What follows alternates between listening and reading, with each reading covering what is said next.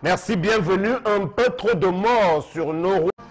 Merci, bienvenue. Un peu trop de morts sur nos routes et même sur le réseau ferroviaire. On peut faire le bilan macabre au cours des derniers mois au Cameroun, des gens qui meurent. Hier encore à Douala, on a assisté à un accident spectaculaire ayant entraîné 4 vies humaines qui ont été fauchées entre le lieu dit Carrefour Agip et BP Cité. Ça, c'est d'abord l'indiscipline, on peut le reconnaître, du conducteur de ce gros porteur-là, même si on évoquera également l'indiscipline généralisée de tous les conducteurs de moto-taxi et autres taximens à Douala qui roulent en sens inverse aujourd'hui parce que l'État et l'autorité de l'État n'ont plus droit de citer. On évoquera aussi ce gros bilan autour de Mouyouka vers Boya avec une vingtaine de personnes fauchées dans un autre accident de circulation. Un week-end macabre donc qui nous rappelle les mois sombres également que nous avons passés au cours des dernières années. On pourra revenir dessus, faire le bilan de ce qui se passe au Cameroun avec cette série de morts. Bienvenue à l'ensemble du panel, bienvenue à vous tous qui nous rejoignez. Voici le Zénith sur Equinox. Bonjour Charles Amel. Bonjour Sam Sevenango et bonjour à Basile Atanganakuna. Qu'est-ce qui vous coûte de dire la vérité au chef de l'État? Il n'y a pas d'eau. Les populations ont soif, elles veulent de l'eau. Les robinets sont à sec depuis M. Basile Atanganakuna. Qu'est-ce qui ne va pas? Dites-le aux populations clairement. Merci beaucoup. On nous a pourtant assuré que Yaoundé et la région du centre sont en train d'être irrigués en eau. Bon, il y a eu inauguration récente de quelques pompes à eau de la part des Chinois. C'est un don des Chinois.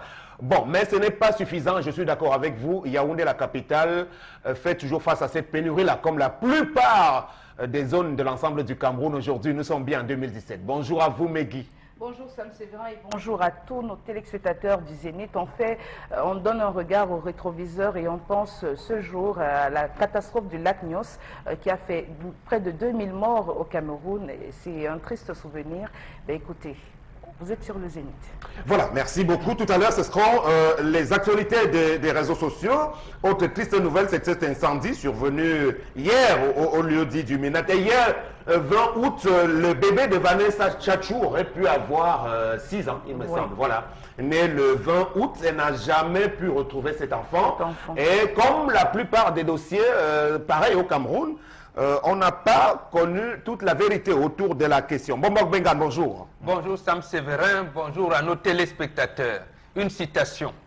Notre disposition de protection civile ne permet pas de faire face avec célérité et efficacité aux situations d'urgence. Fin de citation. Ces propos sont de notre ministre de l'administration territoriale et de la décentralisation. Doublés à ces catastrophes dont vous faites allusion, Sam, aux pluies de Douala et aux innombrables inondations, le MINAD nous dit que la protection civile ne peut plus assurer la protection des citoyens. Nous n'avons que nos yeux pour pleurer. Merci, monsieur le ministre. Voilà, pauvre Cameroun. Je rappelle qu'au cours de cette édition, de lundi, nous allons recevoir un transfuge de l'UNDP, donc homme politique, reconverti aujourd'hui dans un combat citoyen autour de l'opération 11 millions d'inscrits à l'horizon 2018. Voilà son nom, on va vous le révéler tout à l'heure en guise d'invité. Voici donc le début de ce programme. C'est une émission d'utilité publique, mais on démarre toujours tout doucement avec la belle histoire de Tendance. Bonjour. Bonjour Sam, good morning. Scandal of the family of the quartier of the Kochomanjo from the Nebel. Ça veut dire qu'il y a scandale dans un quartier à Nebel, le quartier Kotimanjo. Le Cameroun est bilingue. Je fais le taulier en anglais. Family, ils don't torse, nama pikin. Modèle, don't torse, nama pikin. Donc, scandale dans une famille au quartier Kotimanjo à Nebel. Il faut qu'on n'arrive pas à doter de prix Megui. Megui nous donne comme histoire du jour. D'accord. Il faut qu'on n'arrive pas à doter de prix Sam. La mère dit, j'ai souffert sur l'enfant seul. Le père dit, c'est mon enfant. La mère dit, tu as laissé l'enfant dans l'enfant avec 1 an. Aujourd'hui, tu dis quoi? Jamais. La dot n'entre pas dans tes mains. Le père dit, c'est mon enfant. Depuis on programme la dot, on ne dote pas l'enfant. Moi-même, ça me tend les nerfs parce que le tout, si on m'appelait que non, cette fois-ci, ça va être la meilleure. Quand j'arrive à la dot, on dit, où est le père de l'enfant? Quand le père dit, la mère dit, il n'y aura plus d'autre. Donc ça a cuit au quartier Kotimanjo, Annabelle, une jeune et belle fille que sa famille est en train de détruire sa carrière. Donc finalement, elle n'a pas encore été dotée jusque-là. Non, sa carrière professionnelle, sa carrière même, je ne sais même pas comment il peut dire ça. Donc, sa famille détruit sa vie, son corps, son âme, tout. La mère ne veut rien entendre, le père ne veut rien entendre. La mère dit, tu ne peux pas me laisser un enfant à l'âge d'un an. Demain, quand on dit qu'on va doter, tu viens, tu dis que c'est toi le père. Ça ne se passe pas comme ça, donc ça a cuit entre les deux familles. On programme aujourd'hui qu'on va doter, on ne dote pas. Après-demain, on va doter, on ne dote pas. Papa, pardon. Dites-moi un peu comment on peut gérer cette situation. Une famille qui s'entretue comme ça, là. Très bien. Alors, Mbambok Bengan, c'est une vraie problématique qu'elle soulève dans l'histoire du jour en matière de dot chez nous. Comment est-ce que ça doit être articulé au niveau des familles lorsque celles-ci sont dispersées, ne s'entendent pas? Qui doit recevoir la dot prioritairement? Prioritairement, c'est le père. D'abord, c'est le père. C'est-à-dire le géniteur. Le géniteur de l'enfant et sa maman. Et eux d'abord. Mais le cas nous présente effectivement un cas social. Ça arrive souvent. Ça veut dire que l'homme, on ne sait pas s'il avait doté son épouse ou pas, mais à l'analyse, on se rend compte qu'il n'était pas marié. Tout à fait. Alors, si c'est un géniteur qui a été irresponsable, qui n'a pas pris soin de l'enfant, finalement, on ira le chercher là où il est, finalement. Non, du tout. Ça veut dire que s'il n'a pas doté l'enfant, il a abandonné la fille, l'enfant devient la fille de son grand-père maternel à ce moment-là. Donc, ce n'est plus le père qui devient, mais donc à ce moment, le père géniteur ne devrait plus réclamer la dot de l'enfant. C'est la famille maternelle, donc le grand-père de l'enfant qui doit réclamer la dot. Mais le problème se complique précisément peut-être parce qu'ils ne connaissent pas les méandres. L'enfant a dû chercher son papa parce que pour avoir les bénédictions, on s'est dit, quand on me dote, il faut que papa soit là. Voilà, mais il appartient donc au père de dire maintenant que non, ma fille, c'est bien, tu m'as respecté et tout, mais c'est bon, mais venons, je t'accompagne. Il y a quelques, comment je vais dire ça, malentendus que je n'avais pas dissipés à l'époque. C'est peut-être l'occasion pour moi de les dissiper avec la famille de ta maman. Et là maintenant, il part, il fait certains rituels là-bas, bon, il donne à sa belle famille, à sa prétendue belle famille, qui accepte qu'il prenne la dot. Mais dans le cas contraire, il n'a pas. Il n'a pas à prendre la dot.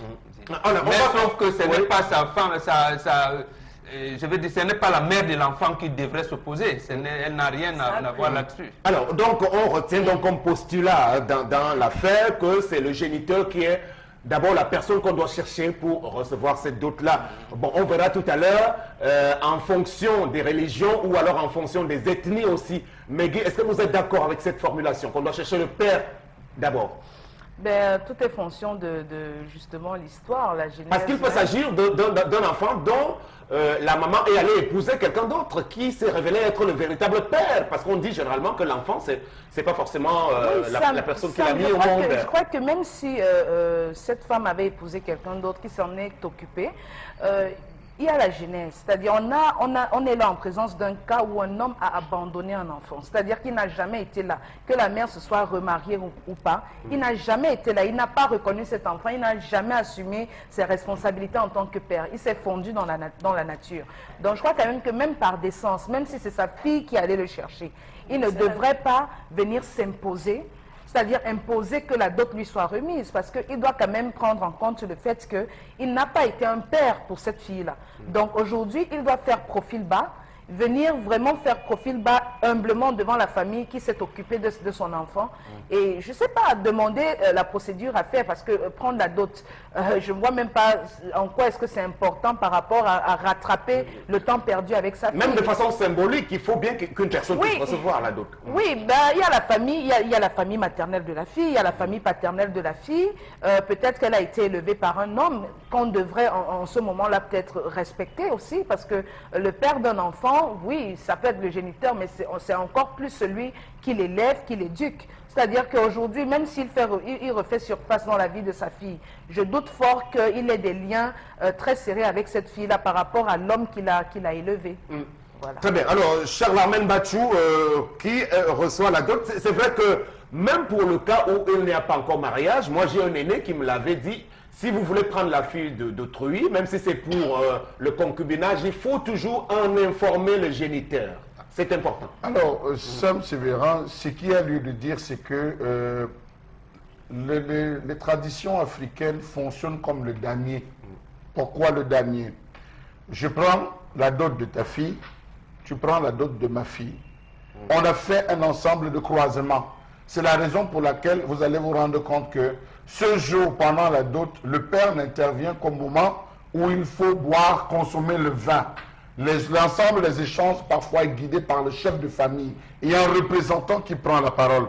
Lorsqu'il perçoit la dot, le père remet à quelqu'un d'autre. Ce n'est pas le père qui mange la dot. Chez nous, ce n'est pas le père. Le père récupère, on peut lui donner à titre symbolique, mais ce n'est pas lui. C'est quelqu'un d'autre qui récupère la dot. Lui, il va prendre la dot ailleurs. Il ne prend pas la dot sur ses enfants parce qu'il n'a pas vendu ses enfants. Qui peut venir d'où? De la même lignée familiale. C'est des frères. Il prend et il y a redistribution. Il y a redistribution derrière. Ça, c'est ce qui se passe. Alors, moi, je pense que ça ne devrait pas être un débat. Qu'il ait abandonné l'enfant, qui s'est occupé de l'enfant, on dote la fille chez le père. Pas ailleurs. Il n'y a pas de débat à ce niveau. On dote la fille chez le père. Ramenez la fille chez le père, vous dotez, même si vous n'avez rien à lui donner, mais qu'on dote la fille chez son père géniteur. Qui donne les bénédictions avant que la fille ne s'en aille. Et je pense que jusqu'à ce que j'ai écouté, le père en aucun cas n'a réclamé la dot. Lorsqu'il est arrivé, cela s'est arrêté. Donc je pense qu'on doit doter cette fille chez son père. En plus, il faut préciser quelque chose. Les femmes ont tendance à confondre aujourd'hui les deux extrémités. La fille, votre fille par mariage, vous avez fait une fille, vous êtes remarié. Celui qui épouse la femme en seconde ou qui vit avec cette femme doit aller rencontrer le père de la fille en disant: aujourd'hui, me voici que je suis rentré, j'ai respecté les règles traditionnelles en dotant votre femme. Par conséquent, sachez que votre fille devient la mienne. Ça se fait dans toutes les familles. Alors, ça veut dire que à ce moment-là, c'est lui qui prendra la dot. C'est lui qui prendra la faute et il donnera un paquet. Ça va se gérer parce qu'il aura doté la fille. Alors, ça, ce sont les précisions qu'il faut faire. Soit la femme ne s'est pas mariée, elle ne s'est pas remariée, soit elle est restée jeune fille, jusqu'à aujourd'hui elle est restée jeune fille, raison pour laquelle elle voudrait récupérer la dot de sa fille. C'est tout. Non, il faut apprendre. Il faut repréciser quelque chose. Est-ce que l'homme a doté son épouse? Je pense que non. S'il ne l'a pas dotée, il n'a pas, même s'il est le géniteur, il ne peut pas prendre la dot de cette fille. Puisque, en fait, pour prendre, il faut doter la maman. Mais ça, c'est selon quelle tradition? La tradition africaine n'est pas... C'est la tradition africaine. En réalité, quand on dit le père, ce n'est pas pour dire que c'est lui qui va prendre la dot. Le procédé, c'est comme il a décrit. Ça peut être ma fille, et je dis, bon, Sam, tu aimes un cousin, bon, c'est toi qui parles. Non, là, on ne discute pas. Je veux dire, même si c'est ce cas qui est là, je veux dire que cet homme ne peut pas venir imposer qu'un de ses frères vienne parler la dot lorsque lui-même, cette même famille n'a pas doté leur femme. Je dis qu'à titre symbolique, on dote chez lui, même si la dot ne va pas lui être reversée. À titre symbolique, on doit doter. C'est-à-dire que c'est le grand-père maternel de la fille. En réalité, avec qui vous venez, si vous voulez prendre, je dis, on vous laisse, vous allez bénir la fille puisqu'on reconnaît que c'est votre fille. Maintenant, vous venez donc négocier avec celui qui aurait pu être votre beau-père. Mais maintenant, il y a des subsides, il y a des dissensions tendancielles, il y a des problèmes. Non, le problème se pose ici, et là je partage mon point de vue, c'est ce que j'ai développé. Ce n'est pas la femme. La femme n'a rien à faire là-dedans. Rien à faire dans la vie. Donc c'est justement ce qui complique. Ça veut dire qu'elle veut dire, c'est ma fille, je l'ai. Non. Si elle mettait son papa, si son papa vivait encore, ou un de ses frères, c'est eux qui auraient pu régler ça, et là l'homme allait marcher. Je suis convaincu que cet homme allait, comme disait Megui, se plier à 4. Mais quand même, quand vous-même vous faites des enfants, vous les abandonnez, vous pensez à quoi? Demain, quand l'enfant brille, vous commencez à dire que c'est mon enfant, c'est mon Samuel et tout. Non. Je vais me mettre là, mon père m'abandonne demain pour ma dot, je lui tiens informé. Pourquoi je dois lui dire? Parce qu'il ne m'a pas considéré comme enfant. Non, c'est lui qui doit venir. Les parents qui passent le temps à abandonner les enfants. Demain, quand le mari vient un peu, tu as pensé à ce que la mère a fait pour l'enfant, parce que la femme souffre pour la mère elle-même. L'éducation de l'enfant, c'était elle. Elle envoie sa fille à l'école. Sans compter le nombre de fois que l'enfant est malade. Quand on est bébé, les enfants tombent malades constamment. Quand tu es bébé, tu tombes malade, maman doit s'occuper. Quand tu vas à l'école, maman doit s'occuper de toi. Maintenant, quand tu grandis, quelqu'un vient te demander la main. Elle a même bien fait d'aller dire à son père que papa, il y a quelqu'un qui veut me doter. Avant que le désordre s'est gâté. Mais pour moi, elle ne dit rien. Mais Je sais franchement, que Dieu va me bénir. Oui, mais franchement, je me demande bien de quelle bénédiction est-ce qu'on parle. D'un homme qui a enceinté une femme. tout à fait, c'est quelque chose d'important, non? Voilà, c'est de quelle bénédiction on parle. Un homme qui a enceinté une femme, qui sait qu'une femme est enceinte de lui, elle accouche, qui prend quand même sur lui, c'est-à-dire cette insensibilité-là, il rejette son enfant. Je dis, peu importe les raisons, un homme qui sait que son enfant est né quelque part, il ne peut pas soulever des problèmes pécuniaires.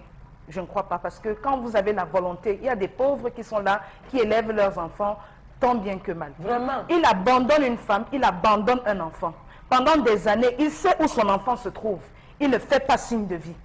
Jusqu'à l'âge adulte, et il vient réclamer quoi que ce soit. Et on me dit, Il n'a rien réclamé, il a un droit, le droit de naissance, le droit du sang. il a le droit de C'est lui naissance. qui a donné la vie. Il a le droit. Il y a Ce qu'on appelle bénédiction. Non, Si tu pour le permets en moment. une seconde. Oui, Non, bon, je conteste pour le pas moment, ce que ce n'est tu pas dis. ce n'est pas sa fille. Il l'a même pas C'est reconnu. sa fille, non. Non, il n'a même pas reconnu. C'est pas C'est sa pas sa fille, fille. mais C'est pas sa fille. la bénédiction, est-ce que pas cette sa fille fille. peut entretenir des relations sexuelles avec les enfants de ce monsieur? Non, précisément parce qu'il y a les mêmes gènes.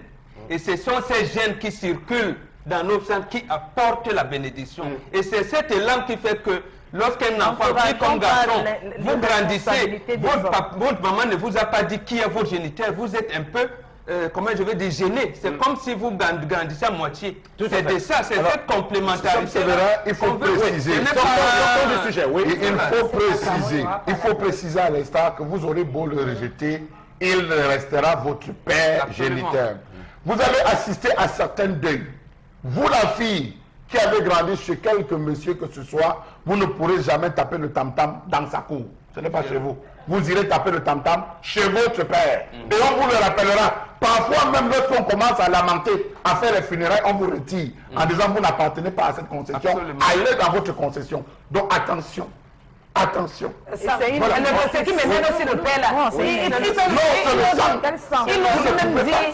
Il ose même dire, si vous ne passez pas par moi, il n'y aura pas d'autre. On passe par toi pour faire quoi? Donc il a tous ces droits-là. Et que si vous ne passez pas par moi, il n'y aura pas d'autre. C'est mon enfant. Voilà. On ne passe pas par Merci toi. tendance. Pour éviter ce type de situation, disons-le, il faut simplement que les uns puissent assumer très souvent leurs responsabilités. Bon, maintenant, il faut également rester attaché à nos valeurs traditionnelles qui prescrivent que l'enfant appartient prioritairement à son père biologique. Voilà, on passe à la colère de Charles Armel Mbachou tout de suite.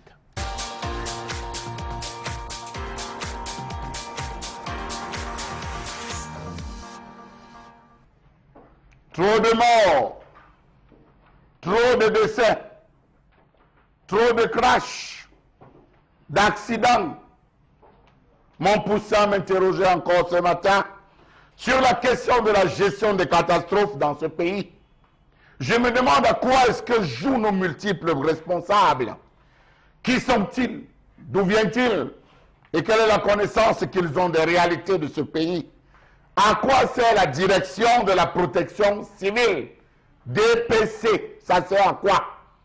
Comment comprendre que l'ensemble des catastrophes soient gérées de façon partielle dans ce pays? Les images que vous voyez datent du 21 août 1986 dans la zone de Wumb, dans la Menchum, plus précisément là où le lac Nyos avait explosé. Comment comprendre que depuis 1961, cette cellule ayant vu le jour au sein de la direction des affaires politiques du ministère délégué à la présidence chargée de l'administration territoriale n'ait rien pu apporter au Cameroun?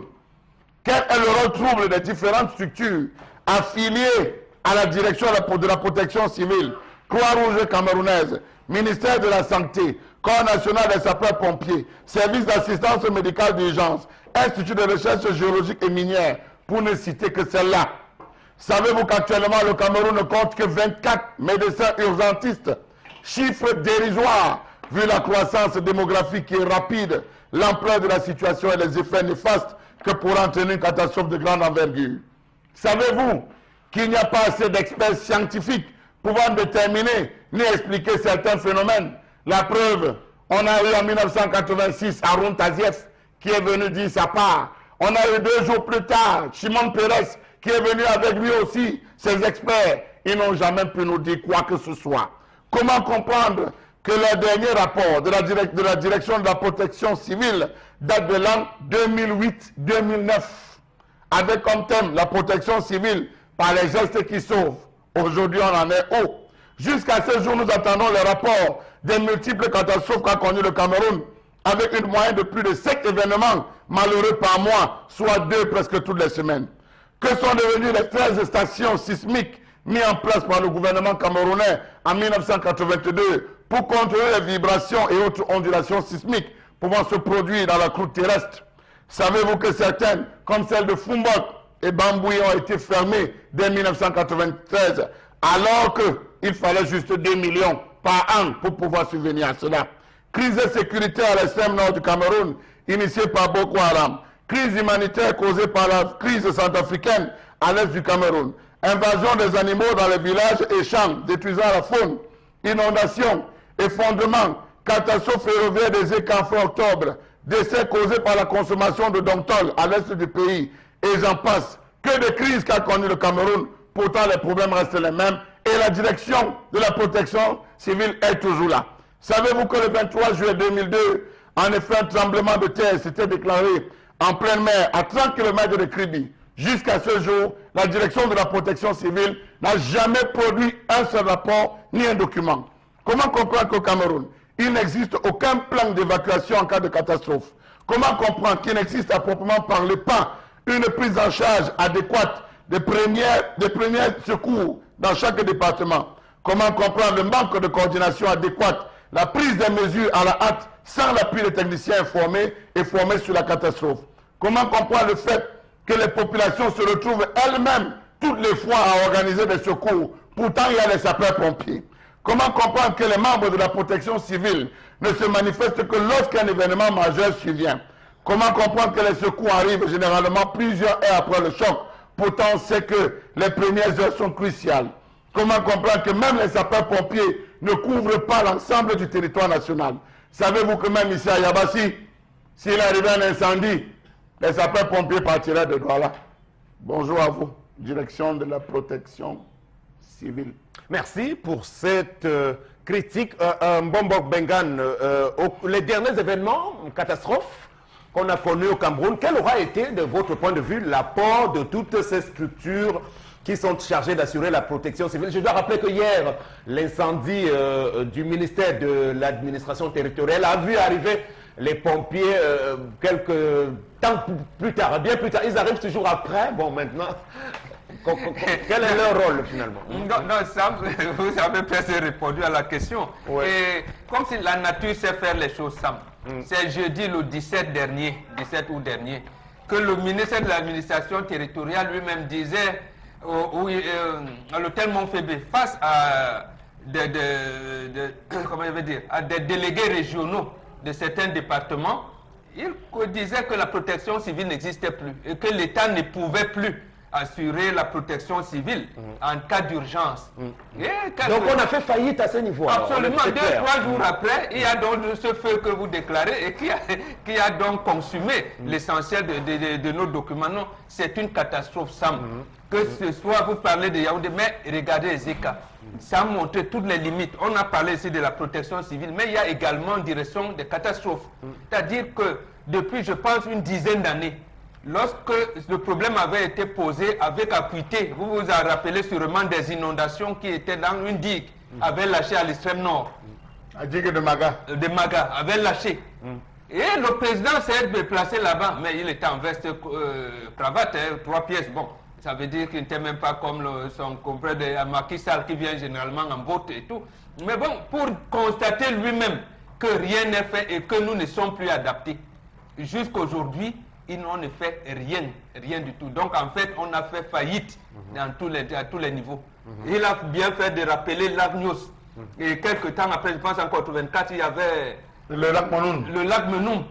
Bon, voilà donc des situations, Sam, qui devraient nous pousser à nous réarmer correctement pour ce genre de choses. Vous voyez ce qui se passe. Même les simples inondations en plein Bonandio, on ne peut pas faire face. Donc en fait, je ne sais pas, nous n'avons que nos dieux pour pleurer. On a donc fait faillite sur la plupart de ces secteurs. Vous avez évoqué le drame des Eka, mais ça a commencé avec l'effondrement du pont de Mania. Mais vous avez souvenance de la manière avec laquelle on a géré ce pont qui s'est effondré? Oui, mais de façon très chaotique, très douteuse.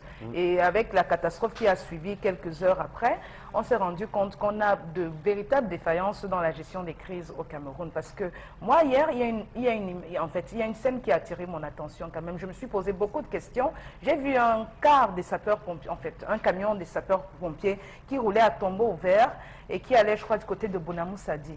Et là, je me suis demandé, mais comment se fait-il que dans une ville comme Douala, une grande ville comme Douala, on n'ait pas assez de bases des sapeurs-pompiers? C'est-à-dire, il devrait peut-être en avoir une à Bonabéry, il devrait en avoir une à Bonamoussadi, parce qu'aujourd'hui, quelqu'un est en détresse à Bonamoussadi, il faut que le camion parte de Ngodi pour gérer tous les embouteillages qu'on peut connaître. Mais le temps qu'ils arrivent là-bas, la maison a cramé avec les gens à l'intérieur, mais ça ne servira plus à rien.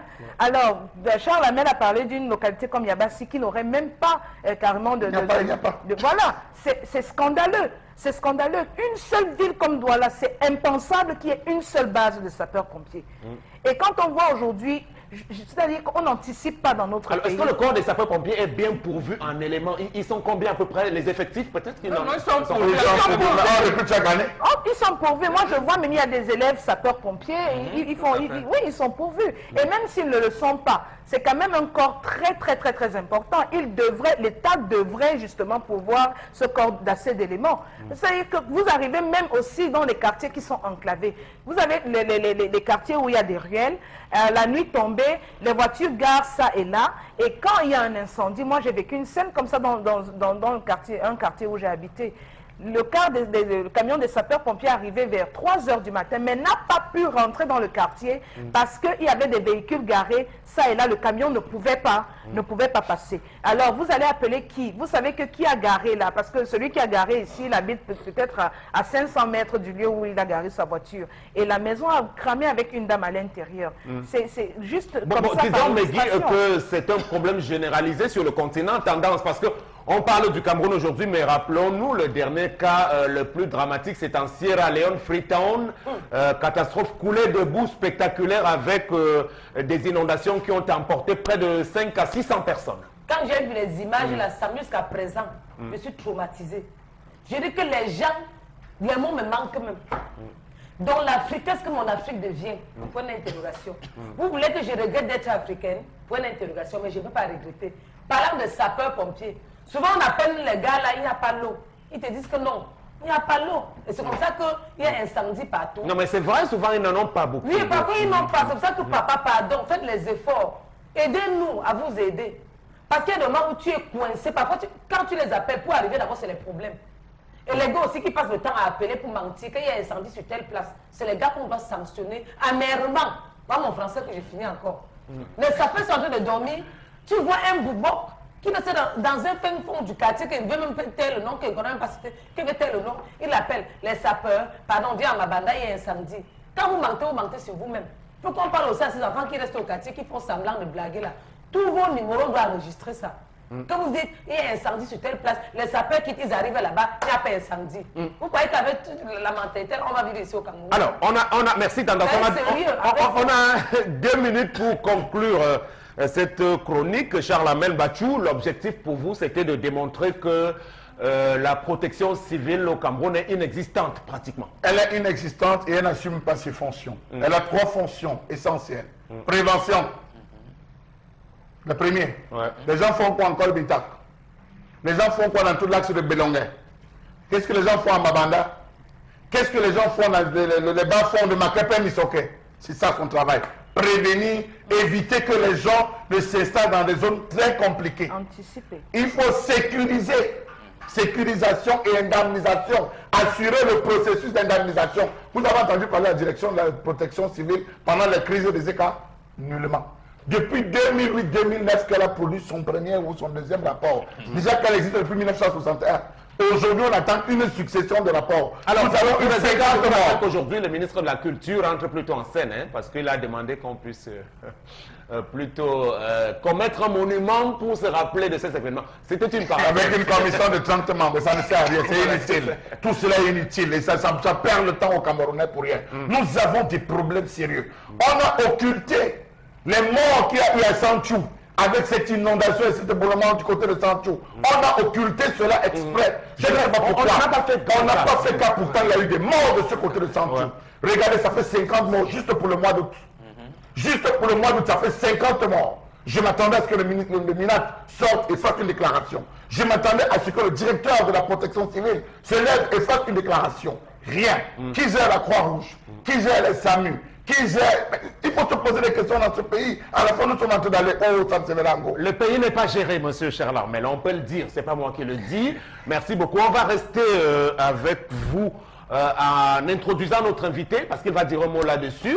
Je dois rappeler qu'il est opérateur économique, mais davantage aussi homme politique et d'obédience musulmane, hein, parce qu'il est en route d'ailleurs pour son pèlerinage à la Mecque, donc pour son dernier jour au Cameroun. Il a accepté de répondre à notre invitation, mais très peu le connaissent puisqu'il n'est pas très habitué aux lumières. Bon, il nous a fallu cravacher pour l'avoir. Monsieur Aboubacar Sabat, c'est son nom, bonjour. Bonjour Sam, bonjour aux téléspectateurs de télévision Equinox. Voilà. Bon, alors, vous soulevez le micro et vous parlez un peu plus fort, puisqu'on est vraiment en direct, et pour ceux qui vous regardent beaucoup plus dans le Grand Nord, on va parler de vous un peu, mais davantage de votre ambition aujourd'hui. Mais d'abord, le Grand Nord, Menganga, Gaoundéré, Garoua, Maroua, est-ce qu'ils sont concernés, touchés par le problème qu'on a évoqué? Les catastrophes? Les catastrophes, c'est un problème global, voire mondial. Et particulièrement au nord, nous avons tout à l'heure entendu votre collègue parler de Maga, la digue de Maga, qui concerne particulièrement l'extrême nord du Cameroun. Et sans le dire, je ne voudrais pas parler du Cameroun en termes de zone. La catastrophe, quand elle touche le Cameroun, tous les Camerounais sont concernés. Donc, la faillite de l'État est manifestée ici par toutes les descriptions qui ont été faites. Mais nous, en tant que politique, nous avons déjà fait ce constat et que ce n'est pas nouveau de présenter également une nouvelle face de la déroute du gouvernement actuel. Alors, vous l'avez dit donc en tant que politique, et on peut déjà le percevoir à travers vos premières formulations. Alors, votre histoire, c'est celle d'un jeune opérateur économique prospère, nous a-t-on appris, mais davantage aujourd'hui, vous étiez un cadre important dans les rangs de l'Union nationale pour la démocratie et le progrès, l'UNDP. Alors, comment est-ce que vous en êtes arrivé à démissionner de ce parti? Bon, l'affaire d'émission de l'UNDP est une page un peu douloureuse que je n'aimerais pas trop m'étendre là-dessus. Les raisons étaient strictement personnelles et je préfère m'abstenir de faire tout commentaire là-dessus. Voilà, donc on va donc se projeter sur votre ambition, parce qu'on sait que vous êtes lancé aujourd'hui derrière l'opération des 11 millions d'inscrits, et je m'en vais donner la parole à M. Mbachou pour vous y introduire. Alors, on parle de l'opération 11 millions d'inscrits. D'où parle le désir, votre désir? Après qu'on se sépare d'un parti, une séparation douloureuse, comme vous l'avez dit, on veut prendre quand même un temps sabbatique, une certaine période, pour se reconstituer avant de se lancer. 11 millions d'inscrits, l'opération de Cabral est venue me trouver déjà dans mon propre projet d'inscription des Camerounais sur les listes électorales. Dans la zone où j'opère en tant que militant de l'UNDP, particulièrement dans le Mbéré à Meganga, qui est mon village, j'avais déjà mis une équipe de jeunes que je salue en ce moment. Il s'agit de Mamadou Awal, un certain nombre de personnes qui incarnent ce projet localement. Donc lorsque Cabral a lancé sur le plan national ce projet, il était de mon devoir de le rejoindre pour continuer avec lui ce combat qui était déjà le mien. Alors lorsque vous lancez le projet, l'initiative, peut-être bien avant Cabral, quel était l'effet que vous recherchez? C'était l'effet d'un positionnement, c'est-à-dire vous aussi sur la scène politique, ou alors c'était juste un effet pour pouvoir faire peser les voix dans la zone de Menganga? L'effet est double. D'abord, c'est une action civile, civique, et ensuite, pour un bénéfice probablement politique. Il ne faut pas qu'on se cache pour dire que lorsqu'on veut que les gens s'inscrivent, c'est pour s'amuser. La réalité, c'est que j'avais fait un constat global, c'est qu'il y a un certain nombre de Camerounais qui étaient mis à la marge et qui n'étaient pas intéressés par l'activité politique, et particulièrement nous les jeunes, je le dis, parce que mon engagement politique n'avait souvent pas été compris par beaucoup. Et plus tard, lorsque j'ai eu mon parcours, qui est celui d'avoir été membre du comité central de l'UNDP, les gars venaient vers moi et me demandaient, Aboubacar, qu'est-ce que tu peux faire pour nous? J'ai dit, vous savez, c'est facile d'être devant, mais si derrière vous n'avez personne, j'avais constaté un truc qui était simple, c'est que même dans ma propre famille, les gens qui me soutenaient de manière infaillible n'étaient pas inscrits sur les listes électorales. Donc comment est-ce que je pouvais gagner? Ce n'était pas possible. Donc ça va de soi que lorsque vous voulez gagner, vous devez vous faire inscrire et inscrire les gens qui... Vous avez dit à double niveau, engagement citoyen, engagement politique, mais vous démissionnez d'un parti politique. Vous voulez donc les engager de manière citoyenne comment? Puisque à ce moment, vous n'étiez pas encore en contact avec M. Kabalibi. C'est-à-dire pour soutenir potentiellement quelqu'un que vous aviez en vue, ou bien comment allez-vous vous s'inscrire seulement et que n'importe quel parti puisse les... Non, l'intérêt c'est d'abord de sensibiliser les jeunes, les amener à comprendre que la politique est une affaire de tous et que la marche des jeunes Camerounais, si nous tous on se met debout derrière un seul homme, on peut prendre ce pouvoir. D'ailleurs, ceux qui nous dirigent aujourd'hui sont là, ils étaient même plus jeunes que nous. Il est hors de question de penser que les jeunes ne sont pas capables. D'accord. Maintenant, je vais répondre à votre question. Oui. Je viens. Lorsque vous me demandez pourquoi je continue à avoir un militantisme civique, c'est-à-dire pour ne pas dire faire des actions civiques, je pense que cet engagement était antérieur à mon engagement politique, parce que il faut se sentir utile et se rendre utile aux autres. Même si personnellement je n'ai pas un parti aujourd'hui, je pense que 2018 est une année charnière, une année où tout est possible dans ce pays.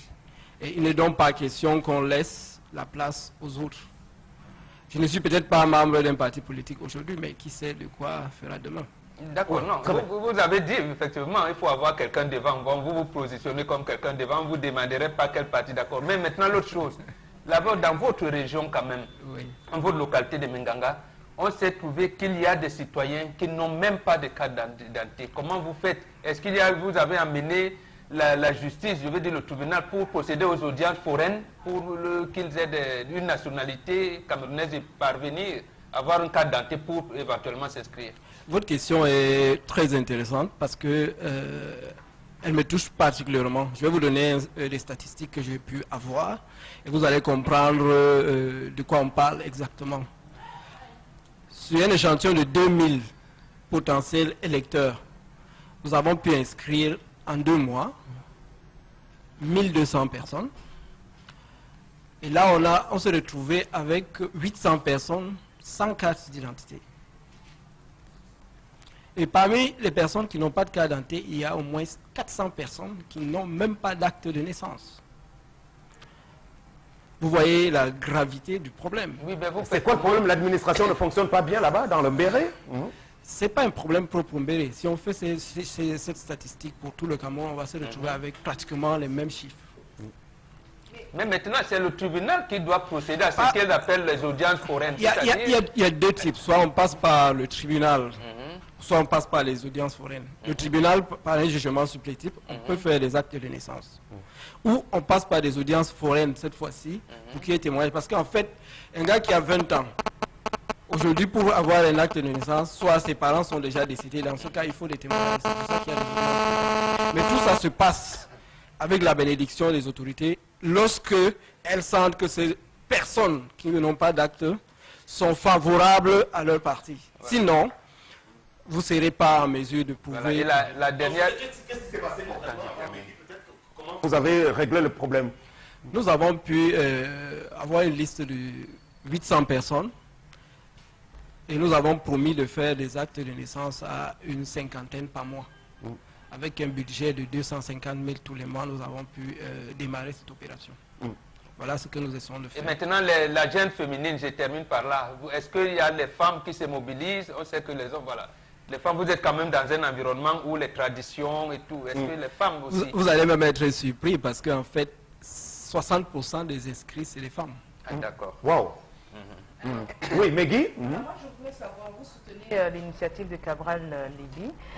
D'aucuns pensent que c'est une initiative vaine parce que, vu le contexte camerounais électoral, en fait, le code électoral qui est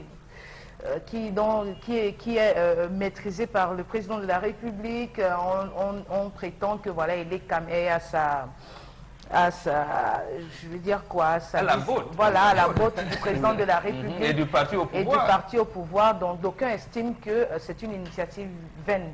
Et vous, qu'est-ce que vous en pensez? Voilà. Je reste convaincu que la majorité au Cameroun peut faire basculer même cette contrainte que nous soulevons. De quelle façon? C'est aussi simple que ça. Nous sommes inscrits, nous sommes majoritaires. Nous allons voter et surveiller nos votes. Partout où les partis d'opposition ont gagné, ça s'est fait comme ça. Surveiller les votes de quelle façon? Expliquez-moi. La surveillance des votes s'est fait d'abord par la présence massive dans les bureaux de vote. C'est-à-dire nous avons des membres et des militants qui sont présents au niveau des scrutateurs et d'autres qui sont présents dehors. Et chaque fois qu'un PV est bouclé, nous accompagnons le PV jusqu'à la salle. Et peut-être faire la photographie à travers un téléphone. Et pourquoi ça ne s'était pas fait avant? Je veux savoir. Oui, terminez Megui d'abord. Pourquoi ça ne s'était pas fait avant donc? Oui, je vous dis par expérience, là où les partis d'opposition ont gagné jusqu'aujourd'hui, je sais, à côté de chez moi, l'UNDP a gagné toutes les mairies de la ville.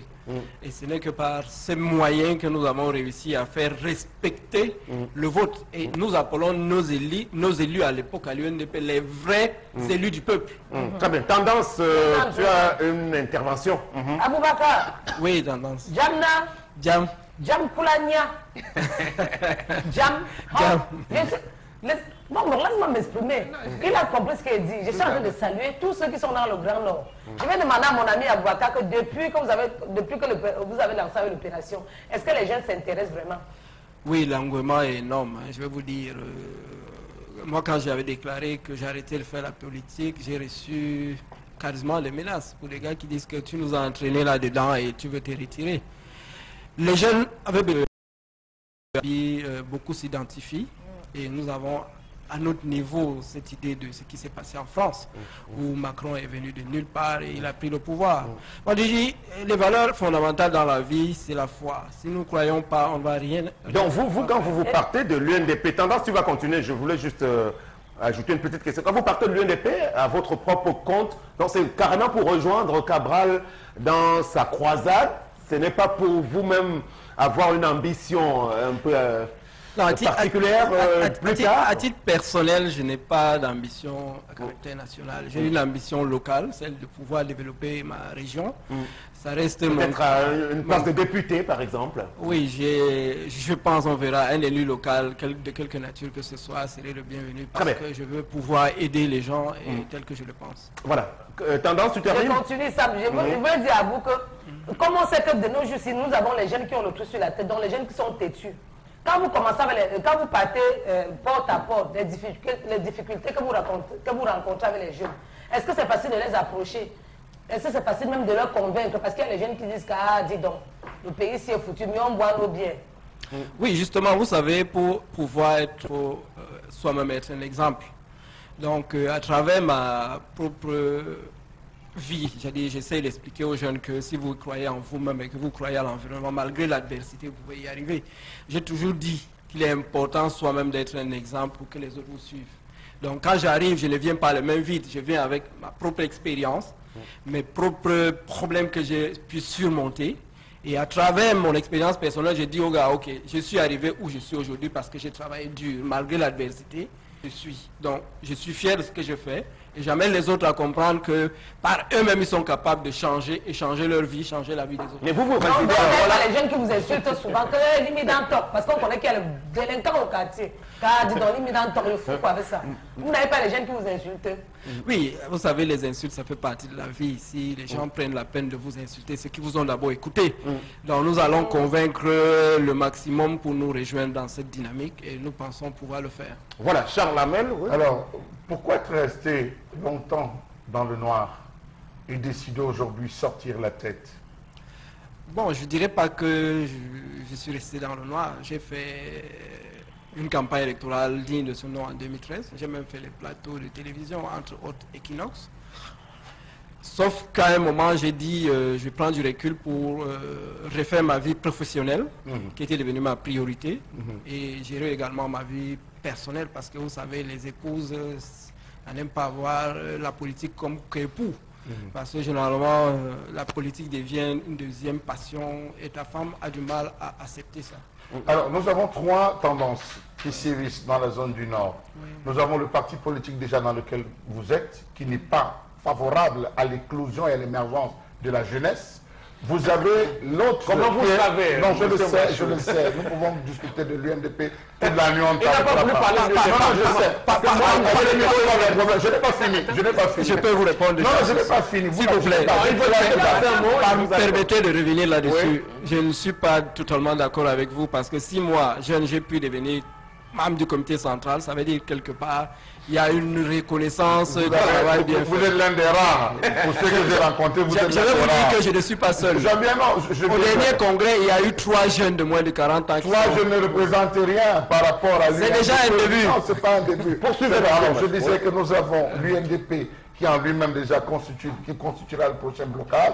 Vous avez les clivages traditionnels, notamment de l'Amido, qui sont fortement impliqués dans la chose politique. Et nous avons un dernier point, ce que j'ai appelé les conservateurs qui ne souhaitent pas voir les choses changer. Comment est-ce que vous allez jouer avec ces différences-là?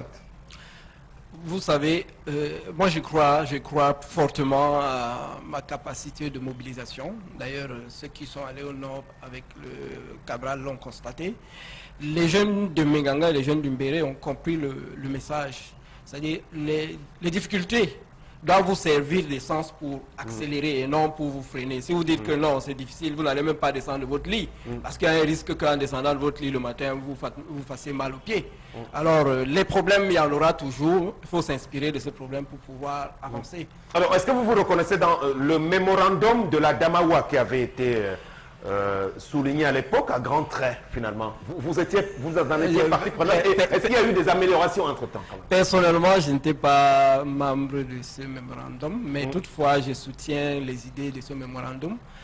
Et on se rend compte qu'après, il y a eu quelques effets cosmétiques parce qu'il y a eu des nominations par-ci, par-là. On a eu quelques postes. Mais le but, ce n'est pas d'avoir des postes parce qu'il y aura toujours des gens qui restent à la marge. Je pense que nous, particulièrement dans l'Ombéré, on n'a aucun intérêt à se retrouver dans le parti au pouvoir. Je vais vous raconter une petite histoire. L'Ombéré, c'est un département qui fait à peu près 17 000 km². C'est-à-dire c'est quasiment toute la province de l'Ouest.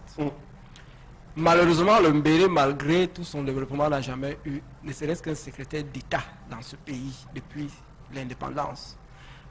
Vous pensez que nous, les jeunes, on va... Peut-être que c'est une région sous-scolarisée aussi. Hein, non, je suis désolé, je ne serais pas sur ce plateau si je ne représentais pas quelque chose. Je vais vous dire que la sous-scolarisation est très basse chez nous parce que les gens sont allés à l'école depuis l'indépendance. Nous avons eu des hauts cadres dans cette administration de l'État. Nous avons des grands les diplômés d'enseignement supérieur. Nous avons autant que les autres, sinon plus que certains départements de la province. De la Damawa. Mais toutefois, nous sommes restés derniers. Et je dis tous les jours aux jeunes que nous n'avons aucune chance. Parce que même nos aïeux, c'est-à-dire les gars qui sont encore au pouvoir maintenant, je parle du député actuel, qui a son 4e mandat, qui d'abord a fini sa carrière de fonctionnaire avant de venir se lancer dans la politique. Alors nous allons toujours attendre que les gens partent en retraite pour venir être nos représentants. Non, même l'UNDP où vous étiez militant important n'a rien pu faire aussi, parce qu'au-delà des gens du RDPC. Parlons du Grand Nord en général, parce qu'on va sortir finalement la grande élite du Grand Nord, qui avait fait un regroupement à l'époque aussi, mais par la suite qui s'est disloqué. Comment cette élite se comporte-t-elle aujourd'hui vis-à-vis... Quel est le rapport de force aujourd'hui? Est-ce que le RDPC est toujours aussi puissant dans la Benoué par exemple, malgré les Issa Chiroma Bakari? Parce que je fais allusion au cas de Marafa Amidou Yaya qui a quand même pu contribuer à affaiblir le parti de ce côté-là. Comment ça se présente?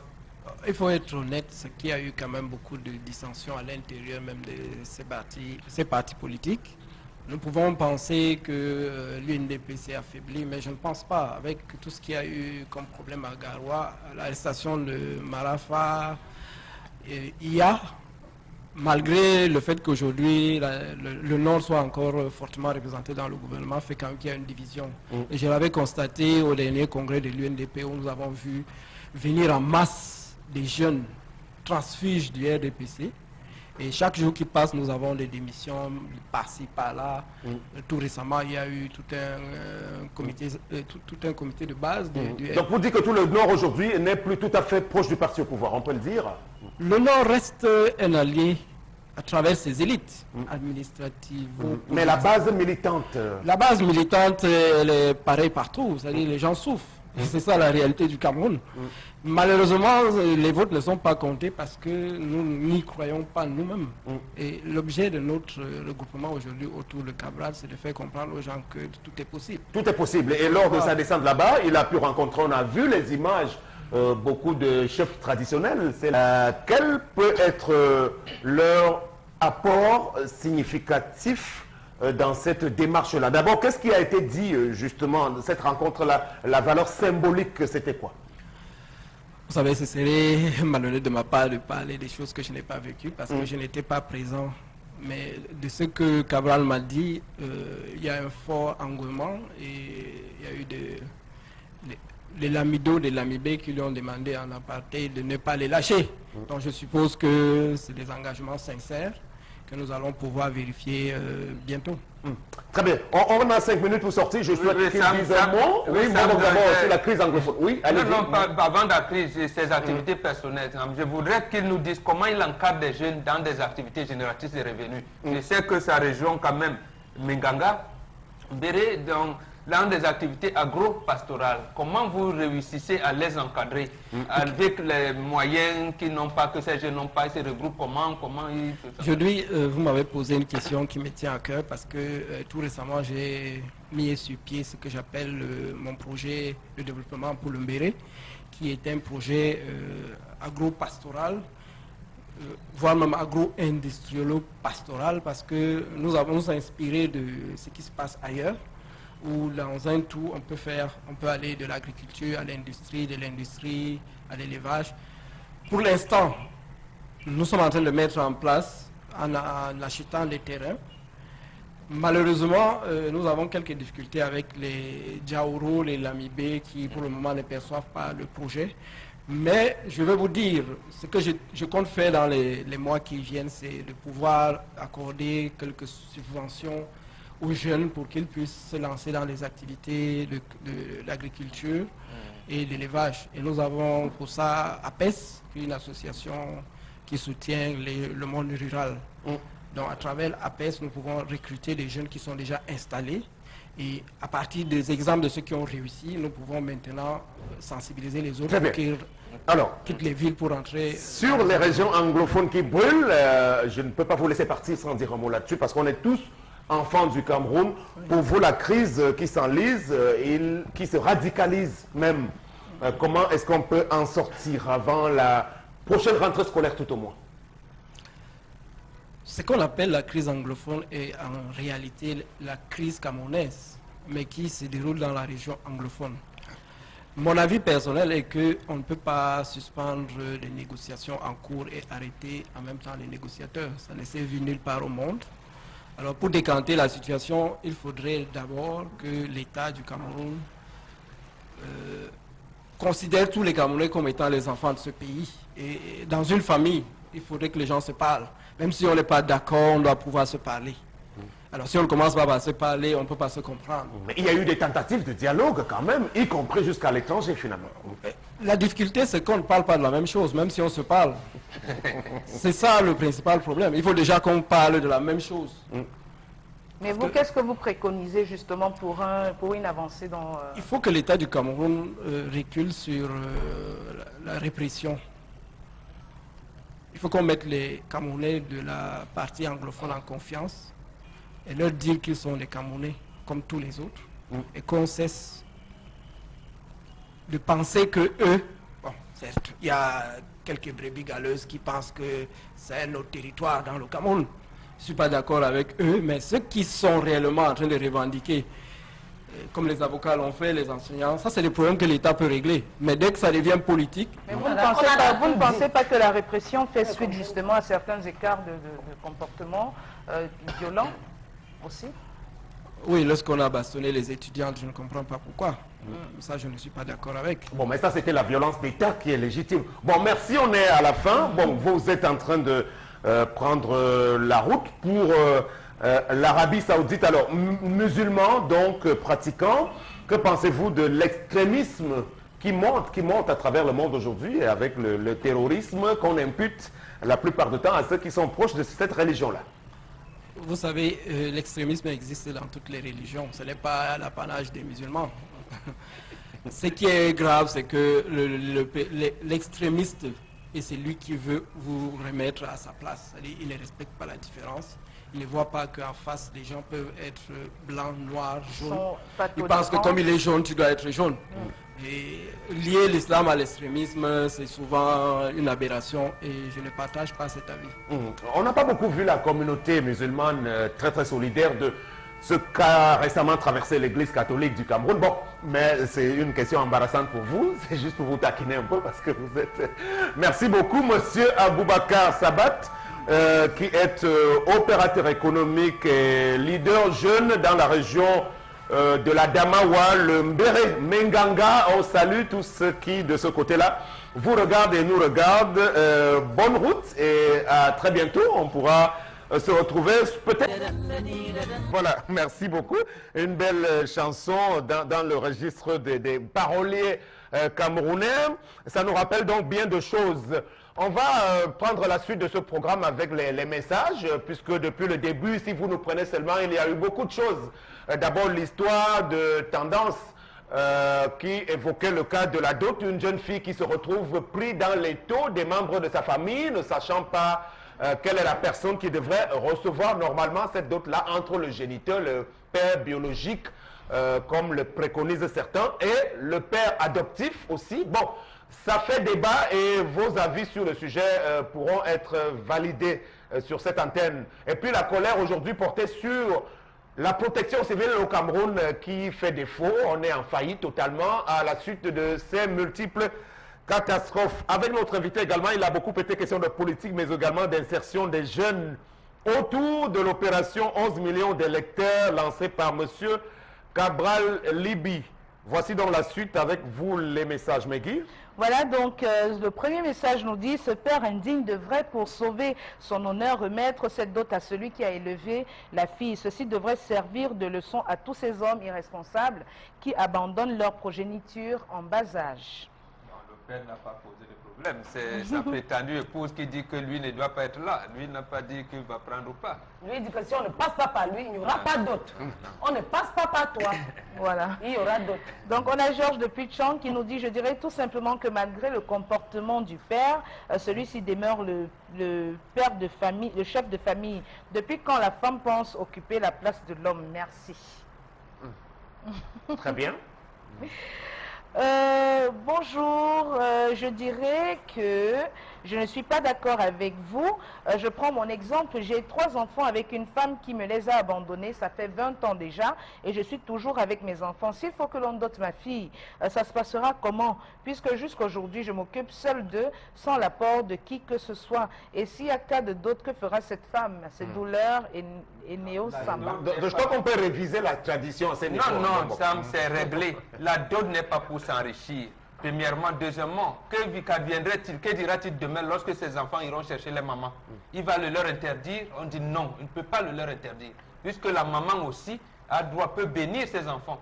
Il doit connaître si c'est leur maman et ses cousins de sa maman, ainsi de suite, pour qu'il n'y ait pas d'inceste. En réalité, parce qu'on dit que la dot ne finit pas, c'est symbolique.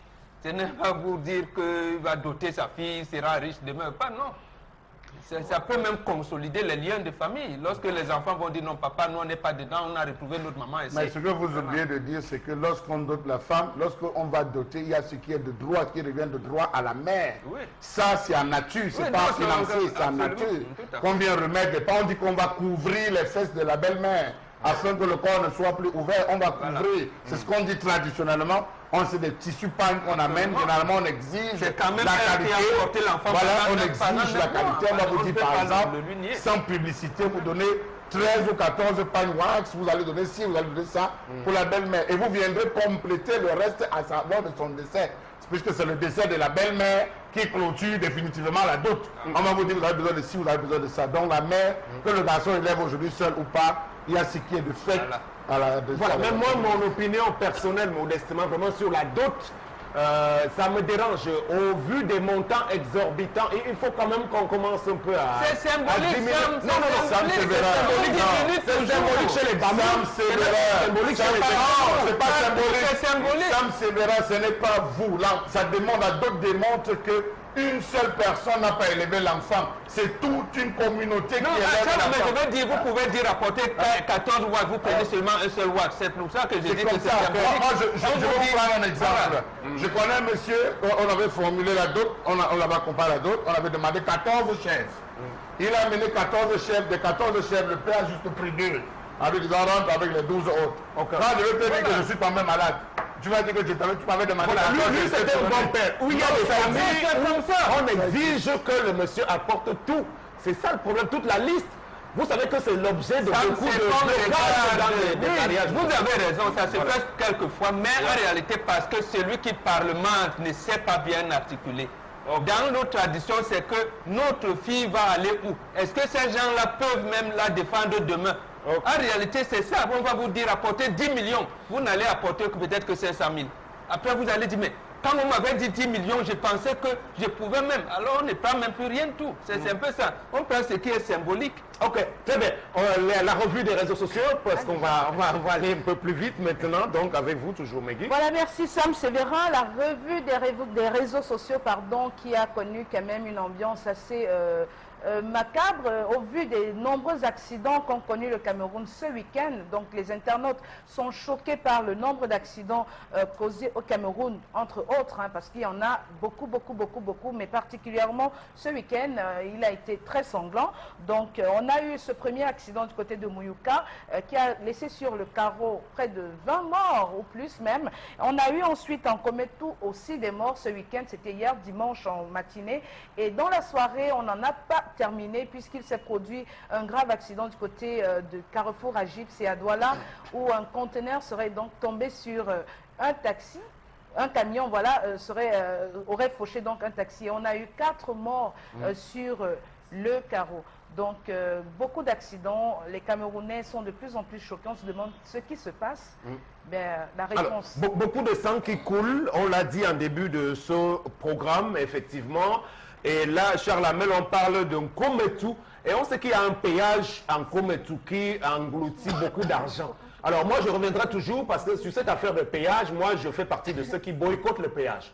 Je le dis et je l'assume, sauf si vous me mettez les sabots, c'est là où je paye. On ne paye pas pour mourir en route tout le temps. L'argent du péage, ça va où? On doit nous dire le fonds routier à quoi il sert, parce que les accidents de la route sont causés aujourd'hui davantage par le mauvais état de la route. Sam Sévérin, je vous réponds d'un coup, oubliez le fonds routier. Il ne peuvent plus. Du fait de l'unicité des caisses. Actuellement, le Cameroun est régi sous le principe de l'unicité des caisses. Tout est géré par le trésor public. Oubliez, il n'y aura plus rien. C'est lorsqu'on arrive là-bas qu'on essaie de voir qu'est-ce qui est prioritaire, qu'est-ce qui ne l'est pas. Sur cette nuit, sur l'axe Bafoussam-Douala, il y a un accident aussi mortel.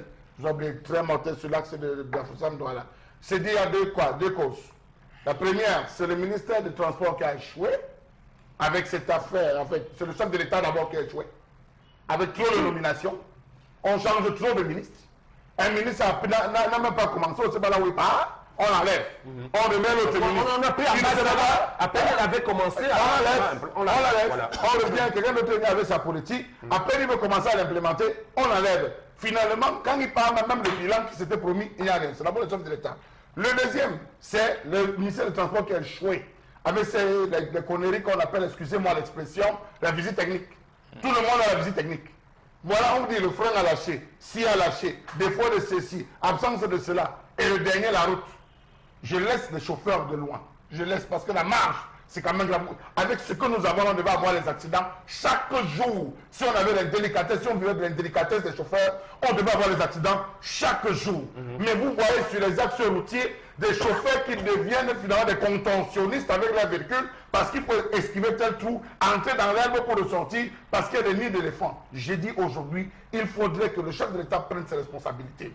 Lorsqu'on nomme un individu, c'est avec un job description. Il doit présenter un plan et aller jusqu'au bout de son plan, au moins jusque-là. Parce que celui qui arrive doit faire l'évaluation. On n'en a jamais fait. Jamais fait l'audit. S'il fallait faire l'audit, le premier à tomber, ce sera Bidon Pat. Avec l'affaire de Piassi, pas j'ai eu, parce que cet argent, jusqu'aujourd'hui, on réclame. On veut savoir où cet argent est parti. Et maintenant, il met encore de gros budgets. Il met une commission d'organisation de 160 personnes. Il avait déjà demandé 24 milliards pour la CAN féminine. Et maintenant, on est à 700 milliards de francs CFA pour la CAN qui arrive. On l'a vu, sans vergogne, le ministre Bidou, parce que vous faites bien de signaler ce cas. Des cas de gabégie à ciel ouvert comme ça. Alors, vous êtes dans la lignée du journal La Météo Biebdo qui a titré Bombok ce matin qu'il y a trop de morts depuis que Nganou Djoumessi et Edgar Alem Bengo sont à ces fonctions-là. Oui, c'est tout à fait ça, mais je partage le point de vue de Charles Hamel qui dit, moi, la responsabilité première, c'est celle du chef de l'État. C'est lui qui lance en 2004, ça vous vous rappelez, la politique des grandes ambitions qui était autour des infrastructures routières. Comment il met donc quelqu'un qui s'appelle Ambassala, qui réclame qu'on doit lui donner ses attributions, il veut exercer cette attribution, mais on l'enlève pour l'avoir dit. Ça me rappelle donc à ce gouverneur qui est allé à la retraite, là, Mahamat, je pense, il a dit le défi d'avoir osé. Il dit, chaque fois que je voulais faire du bien, on me sanctionnait. Donc voilà un peu. Donc il est interdit de bien travailler dans le gouvernement, de Paul Biya. Absolument, c'est un gouverneur qui vient de le commettre, qui vient de commettre cet ouvrage-là. Il dit, et il dit des exemples. Tout son fonctionnement dans l'administration territoriale, comment on le sanctionnait parce qu'il faisait bien son travail. Donc vous allez donc vous rendre compte que quand Nganou Djoumessi vient, il ne continue plus, on dit souvent que l'administration est continue, il ne continue plus l'œuvre de son prédécesseur.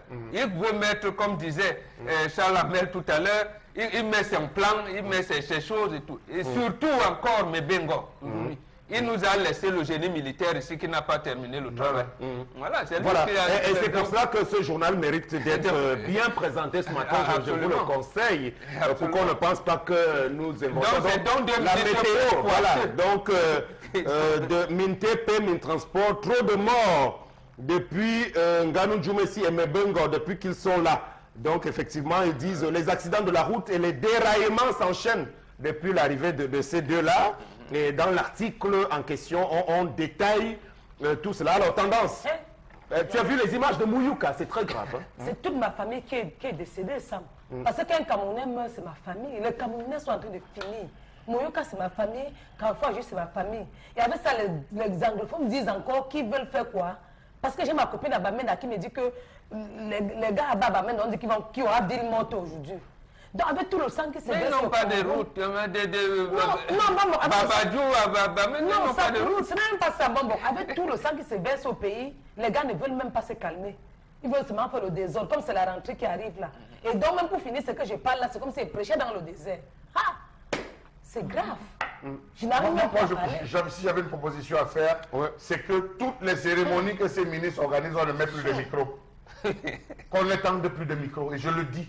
Que toutes les cérémonies, vous voyez les ministres étendent plus les micros. Ne placez plus même les pères surtout pour qu'ils parlent. On n'a plus besoin d'entendre leur voix. Nous voulons les actions concrètes sur le terrain. Surtout, Charles Hamel, j'appuie ces propositions. Surtout que ces deux-là, ajoutés à M. Louis-Paul Moutazé, bon, on ne citera pas Issa Chiroma, lui on connaît son style. Ce sont des ministres qui sont particulièrement, mais alors, j'allais dire, ils font dans du marivaudage. C'est-à-dire, vraiment aller chercher ce que ça veut dire le marivaudage. Parce que quand vous entendez M. Nganou Djoumessi vous dérouler son propos, je ne parle même pas de Mebengo, qui vous cite tout le temps le chef de l'État à chaque bout de phrase, vous avez le sentiment que le lendemain, tout marchera bien. Le ministre Nganou Djoumessi sort de l'ENAM, c'est un administrateur. Il a été préfet, on l'a propulsé de préfet. C'est un administrateur qu'on envoie aux travaux publics. Travaux publics. Comment va-t-il s'en sortir? Mais Bengo aussi, c'est Voilà. un administrateur. Alors, on va prendre la suite. Vous voulez dire un mot sur les accidents? Ça va? Non, tout a été dit. Hein. Oui, tout à fait. Que de la désolation. Deuxième information. Voilà, la deuxième information est donc relative au président Buhari qui est rentré au Nigeria après une absence prolongée de 3 mois de congé maladie à Londres. Voilà. C'était donc samedi dernier que l'avion du chef de l'État du Nigeria a atterri à l'aéroport international d'Abuja. Le président de 74 ans a été accueilli par le vice-président nigérian Yemi Osibanjo, des ministres responsables de la sécurité et gouverneurs d'État. Bon, les internautes se sont réjouis de cette nouvelle. Il paraît que du côté du Nigeria aussi, c'était quand même une certaine liesse qui a été observée du fait que les Nigériens étaient contents de revoir leur président. On se rappelle des rumeurs qui ont circulé sur la toile, plusieurs rumeurs, plusieurs fois qui ont été émises sur la toile selon lesquelles le président Buhari était décédé. Donc c'est une joie et puis voilà. Bon, alors, ceux qui sont dans la joie, c'est leur droit. Moi, j'ai 3 grilles d'analyse sur cette information. Primo, la boulimie au pouvoir des chefs d'État africains. Eduardo dos Santos, 37 ans au pouvoir en Angola. Bon, c'est vrai qu'il ne va plus se représenter. Vous avez le tout jeune Kabila qui veut rester là. Ben Ali Bongo qui est là-bas. Et Paul Biya du Cameroun. Mugabe également. Bon, voilà, ça c'est un fossile hors échelle.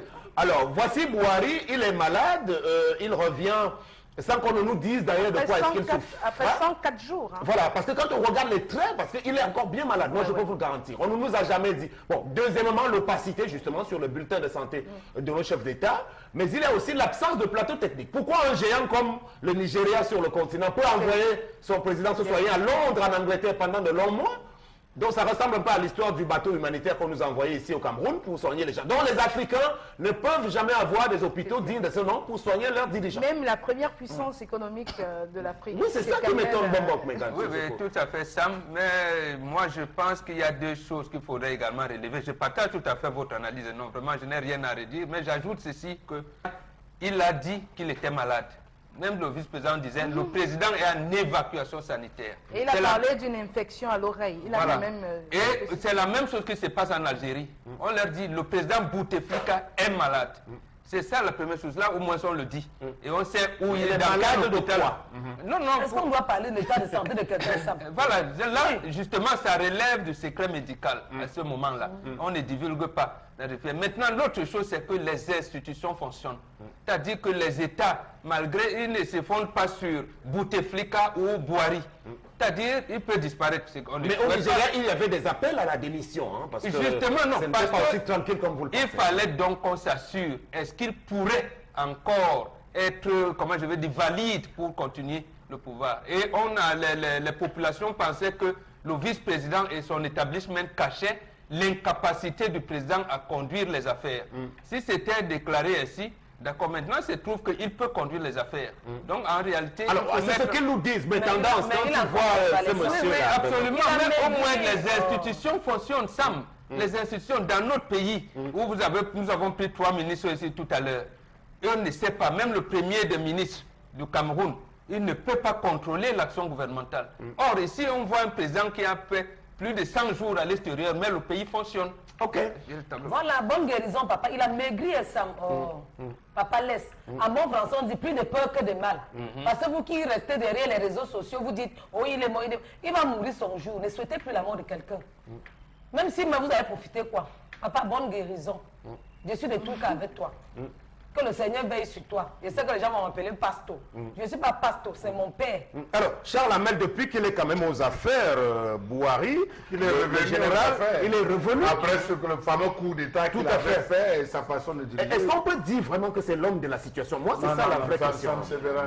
Là, la première fois, il est venu comme un barbare, mais cette fois-ci, il est venu doux, mais avec les mêmes systèmes. Voilà. C'est le même système qui plombe le Nigeria aujourd'hui. Il aurait fallu qu'il tombe malade pour que vous appreniez des choses. Quand la guerre des clans a commencé à se poser, il y a eu une oppression, une répression silencieuse qui a commencé à sévir au sein du Nigeria. Vous vous rendez compte que les publications qu'il a annoncé pour mort, ceux qui le faisaient n'étaient pas au Nigeria, ils étaient hors du Nigeria. Donc c'est dire que le même système n'a pas changé. Vous l'avez dit, c'est le principe de longévité. On veut rester aussi longtemps qu'on peut. Lorsque vous le voyez même descendre, c'est quelqu'un avachi. Il ne peut pas. Il ne peut pas. Mais comme ils n'ont pas le courage de dire je ne peux pas. Voilà Obiangema ici à côté.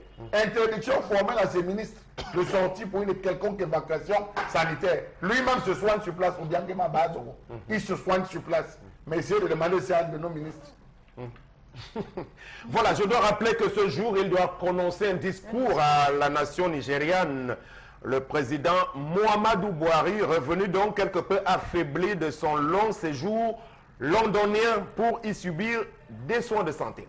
Troisième et dernière information. Voilà la troisième information. Donc, on va aller du côté de l'université de Douala où des professeurs ont été licenciés pour cause d'indiscipline. Ils sont accusés, entre autres, d'avoir plusieurs employeurs. Leur contrat vient donc d'être résilié après une session du conseil de discipline. Ça s'est fait en concert entre le conseil de discipline et le recteur de l'université de Douala. Ça n'a pas été spécifié encore. Je pense que dans le souci de protéger encore ces enseignants, peut-être que la situation n'est pas irréversible, qui sait, mais il est quand même à noter que de ce côté-là, des professeurs ont été licenciés parce que pour ceux qui sont à l'université de Douala, on sait quand même que les enseignants de ce côté n'enseignent pas exclusivement dans cette institution-là. Généralement, ils sont dans des écoles privées supérieures et on se demande si avec cet emploi de temps qui est le leur, est-ce que leur programme à eux, dans l'institution qui les emploie officiellement, n'aura pas des conséquences néfastes. Voilà. Oui. Ils ont empiré la situation, ils n'ont résolu aucun problème. Ça, on aime toujours prendre ce qui est très facile au Cameroun. Vous les licencier, ça change quoi? Celui qui enseigne dans des instituts privés gagne plus ça. Il gagne sérieusement leur vie. La seule chose qu'on a modifiée, c'est le matricule, c'est tout. C'est la seule chose qu'on leur a enlevée. Mais sinon, ils gagnent quoi à l'université? Ils gagnent quoi à l'université? Au contraire, c'est une oppression que ces gars vivent au sein du statut universitaire. Vous voyez tous ces gars qui vivent, qui sont aujourd'hui professeurs. Est-ce que c'est normal qu'on ait un professeur ministre? Professeur tel, directeur de Mipromalo, professeur tel, directeur de ministre de ceci, professeur tel, qui tiendra la clé? Si tous sont sur le terrain, qui tiendra la clé? Or, on pouvait essayer de réévaluer leur statut en disant, lorsque vous avez atteint le degré de professeur, vous avez rang de ministre délégué, vous avez rang de ci, vous avez rang de ça, voir les avantages sur le terrain et on aurait une bonne qualité en termes de cours. Et je dois rappeler que les recteurs d'université ont la plupart rang de ministre, c'est quoi, secrétaire d'État. Et comme on parlait des nominations tout à l'heure, depuis le temps qu'ils se sont succédés à la tête de l'université de Douala, que ce soit Bekolo Ebe ou alors M. Dieudonné Oyono et aujourd'hui François Xavier et toi, très peu de résultats probables. M. Bekolo d'ailleurs est parti avec un mauvais rapport du compte sup. Il devait normalement être rappelé par l'épervier. Bon, il est toujours là. Ça fait que finalement, chacun vient, il joue sa partition et il s'en va et les problèmes restent les mêmes. Absolument, Sam, surtout le premier cas qu'on relève, un enseignant dans toutes les universités du monde, depuis que l'humanité existe, vous ne pouvez pas le confiner à un seul établissement. Ça n'existe pas. Premièrement, c'est ça. Ça justifie d'abord à ce centre, l'université de Douala, pour parler de son cas, et en coopération universitaire avec l'université de Bordeaux. Je pense qu'ils étaient en coopération universitaire avec l'université de Montréal. Et les hautes études commerciales d'ici et de ça. D'abord ça. Maintenant, les instituts privés. Il y en a qui ont leurs tuteurs académiques de l'université de Douala. Donc, il y a tout pour que les enseignants, comment je vais dire ça, aillent dispenser des cours partout. Ça, c'est reconnu dans ce champ-là. Maintenant, est-ce que, comme disait Megui, est-ce qu'en allant dispenser les cours là-bas, ils ne l'ont pas fait? Ils ont oublié qu'ils étaient engagés à l'université de Douala. C'est là qu'il faut déterminer les responsabilités. Mais si ce n'est que parce qu'ils dispensent les cours, non, vraiment, ce n'est pas une faute. Voilà. Quand on m'a fait l'université, ça, ne me pose pas. Ils ont posé à Megui. Tu me parles, je vais te dire quoi. Les enseignants qui ont été licenciés, c'est ça? Oui. Bon, ça veut dire qu'on va en recruter d'autres pour les remplacer. Justement, c'est la grande question que se posent les internautes parce que ça crée un déficit. Si on estime déjà que ils ne sont pas assez nombreux, on licencie le déficit, alors comment est-ce qu'on va le combler? Ça va se passer comment? Et moi, je ne sais pas dire quand même qu'ils ne gagnent rien au niveau de l'université. Je ne pense pas pas que ce soit le cas. Parce que quand on regarde quand même les enseignants, je ne parle pas des chargés de TD et tout ça, je dis les enseignants de l'université de Douala, quand on regarde quand même, c'est des personnes qui affichent une certaine aisance. Ceux qui sont rattachés à certains réseaux bien huilés. Non, mais... Parce que j'en connais qui bouffent la choucroute. Oui, sinon on ne se plaindrait pas. C'est-à-dire de gagner, et même si on leur a douté certaines affaires, mais il faut vraiment qu'ils fassent grève pour rentrer en possession de leur Dieu. Mais pourquoi donc faire grève? Donc ça revient à ce que Charles Hamel dit. Il ne gagne rien. Non, quand même, il gagne quand même. Bon, quand je dis rien, c'est peut-être exagéré. Il ne gagne pas ce qu'ils auraient pu gagner. C'est quoi qu'ils auraient pu gagner? C'est-à-dire qu'un enseignant, vous le catégorisons, vous venez d'être nommé chargé de cours. Vous ne devez pas avoir un problème de loyer de 100 000 francs. Or, ils en ont. Vous ne devez pas avoir un problème de recherche. Regardez les universités. L'université, le premier directeur de l'université ici s'appelle Tunjang Kwemi. Vous n'allez pas trouver son livre Monnaie, servitude et liberté dans la bibliothèque. Dans la bibliothèque où il n'y a que les livres de Cameroun fédéral. Merci beaucoup, messieurs. On va dire merci à Megui pour cette revue des réseaux sociaux, mais pour l'université en général, sachez qu'il y a un dernier classement officiel rendu public il y a quelque temps, parlant des 800 meilleures universités au monde. Et là, l'Afrique s'en tire avec 10 bonnes places, dont 7 de l'Afrique du Sud, 7 universités sud-africaines qui sont les meilleures, et 2 de l'Égypte, le Caire et Alexandrie. Donc, le reste, vraiment, l'Afrique subsaharienne n'est même pas proche dans ce classement-là. On ne parlera même pas du cas du Cameroun. Alors que Achille Bembe, un Camerounais ancien en Afrique du Sud. Voilà, on prend Vergeturoff, s'il vous plaît. 40 à 50% de la population est préoccupée par les vergetures. Heureusement, il y a Vergeturoff. Votre crème anti-vergeture fabriquée à base de plantes et de fibres naturelles. Vergeturoff favorise la régénération cellulaire, stimule la production du collagène qui restaure l'élasticité de votre peau. Et en plus, les résultats sont visibles dès le 7e jour.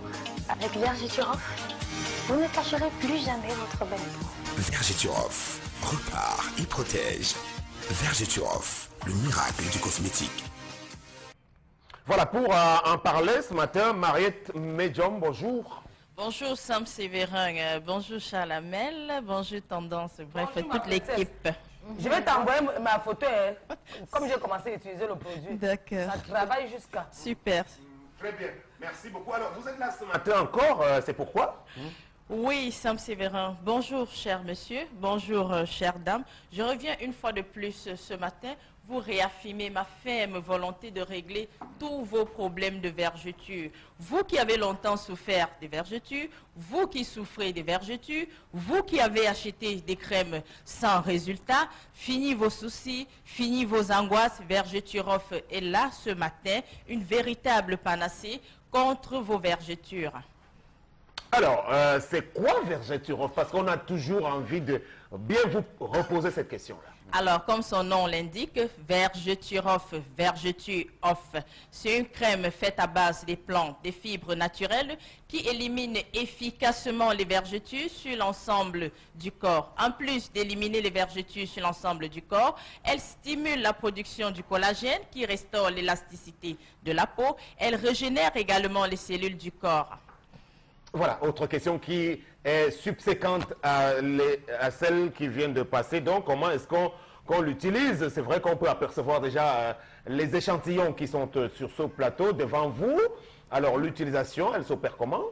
Je ne le dirai jamais assez, chère dame. Bien utiliser Vergeturoff, c'est respecter scrupuleusement le mode d'emploi qui est le suivant. Prélever une portion, nettoyer déjà la zone à traiter, prélever une portion à l'air d'une spatule, étalez-le sur les vergetures, frottez pendant 2 à 3 minutes par des mouvements circulaires jusqu'à obtention d'une sensation de chaleur, preuve que le produit a véritablement pénétré. Ok, très bien. Et alors, vos différents points de vente, où trouve-t-on le produit? Alors, Vergeturoff se trouve dans les points de vente suivants. Dans tous les magasins Santa Lucia de Yaoundé et Douala, dans tous les magasins Maïma de Yaoundé et Douala, au marché central dans la parfumerie Momi et Tata Solange, du côté de Bonamoussadi dans la parfumerie JP, à l'Opom dans la parfumerie Camdem, à la Cité des Palmiers dans la parfumerie Thompson, du côté de Tchank dans la parfumerie Fotou, du côté de Kribi dans la parfumerie Le Paradis, du côté de Bafoussam dans le supermarché Yatch et la parfumerie El Blanco, à Garoua au marché central dans la parfumerie Kaka, à Maroua au marché central dans la parfumerie Fashion et dans la parfumerie Moutadabo, à Ngaoundéré, dans la parfumerie Bito, à Bertois, dans la parfumerie Famille Boutique, à Ebolova, dans la parfumerie Abdou, à Balmayo. Alors, quelles sont les zones sur lesquelles on devrait placer cette probable? Parce que les vergetures, les femmes peuvent confondre. Hein. Alors, il faut placer à quel endroit? Quels sont les endroits conseillés? Est-ce que c'est tous les endroits? Vous ciblez la zone, ça peut être sur les bras, sur le ventre, sur les cuisses ou sur les fesses. Vous ciblez les zones. La zone qui est touchée, non? C'est ça le problème. Oui, la zone touchée, tout à fait. Il n'y a pas des zones qu'il ne faudrait pas appliquer, des zones érogènes qu'il ne faudrait pas toucher? C'est vrai que Vergeturov, c'est une crème hydratant. Vous pouvez également l'appliquer même sur l'ensemble du corps. Il n'y a pas de souci. Mais seulement ne l'associez pas aux produits éclaircissants pour des meilleurs résultats. Maman, vous avez oublié mon village. Merci. On a fini tendance. Vous rappelez les contacts qui s'affichent, oui? Alors, nous répondons au 694 88 84 57, 694 88 84 57, 676 05 10 06, 665 05 10 06. Vous avez un mot de la fin, madame? Oui, le mot de la fin, c'est respecter scrupuleusement le mode d'emploi pour des meilleurs résultats. Évitez de l'associer aux produits éclaircissants, chères dames. Merci beaucoup et à la prochaine. Merci. Saviez-vous que 40 à 50% de la population est préoccupée par les vergetures? Heureusement, il y a Vergeturov. Votre crème anti-vergeture fabriquée à base de plantes et de fibres naturelles. Vergeturov favorise la régénération cellulaire, stimule la production du collagène qui restaure l'élasticité de votre peau. Et en plus, les résultats sont visibles dès le 7e jour. Avec Vergeturov, vous ne cacherez plus jamais votre belle peau. Vergeturov repart et protège. Vergeturov, le miracle du cosmétique. Voilà la suite maintenant avec interpellation et puis on va prendre les commentaires.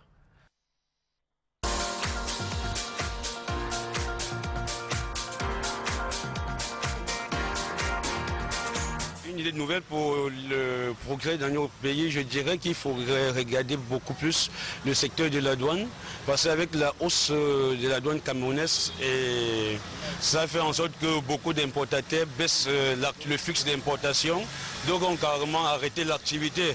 Parce qu'il faut regarder les chiffres lors de la réunion avec le GICAM et les directeurs des secteurs privés et représentés par l'adjoint du directeur de la douane camerounaise.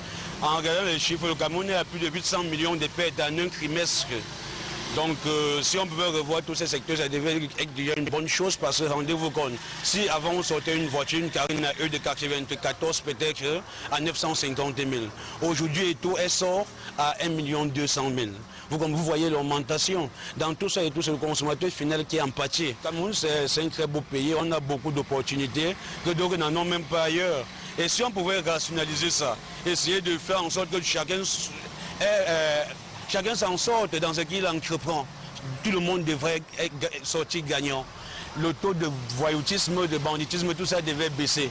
Parce que voilà un petit, voilà un quincailler, un jeune quincailler qui se débrouille. Le matin, vous allez voir sa porte, on a scellé peut-être parce qu'il n'a pas payé telle taxe, n'a pas payé ceci, n'a pas payé cela. Ça n'encourage pas. Lui sera obligé, va se voir demain obligé de fermer et partir au village et rester.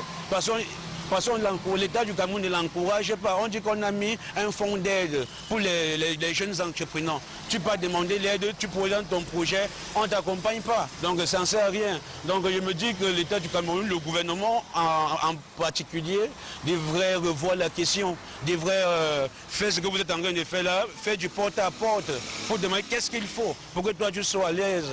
Là, je pense que les choses iront mieux.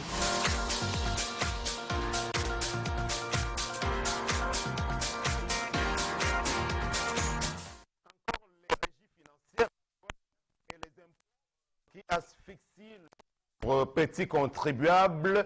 Alors, pour la situation des impôts, je pense que Là-dessus, on est d'accord que les choses sont bien mal parties pour les petits Camerounais. Oui, Sam, c'est-à-dire qu'il faudrait qu'on prenne l'exemple sur les États-Unis pour qu'on se comprenne très bien. Lorsqu'on est contre les accords de partenariat économique, on pense que peut-être ceux qui en sont contre ne savent pas ce qu'ils font.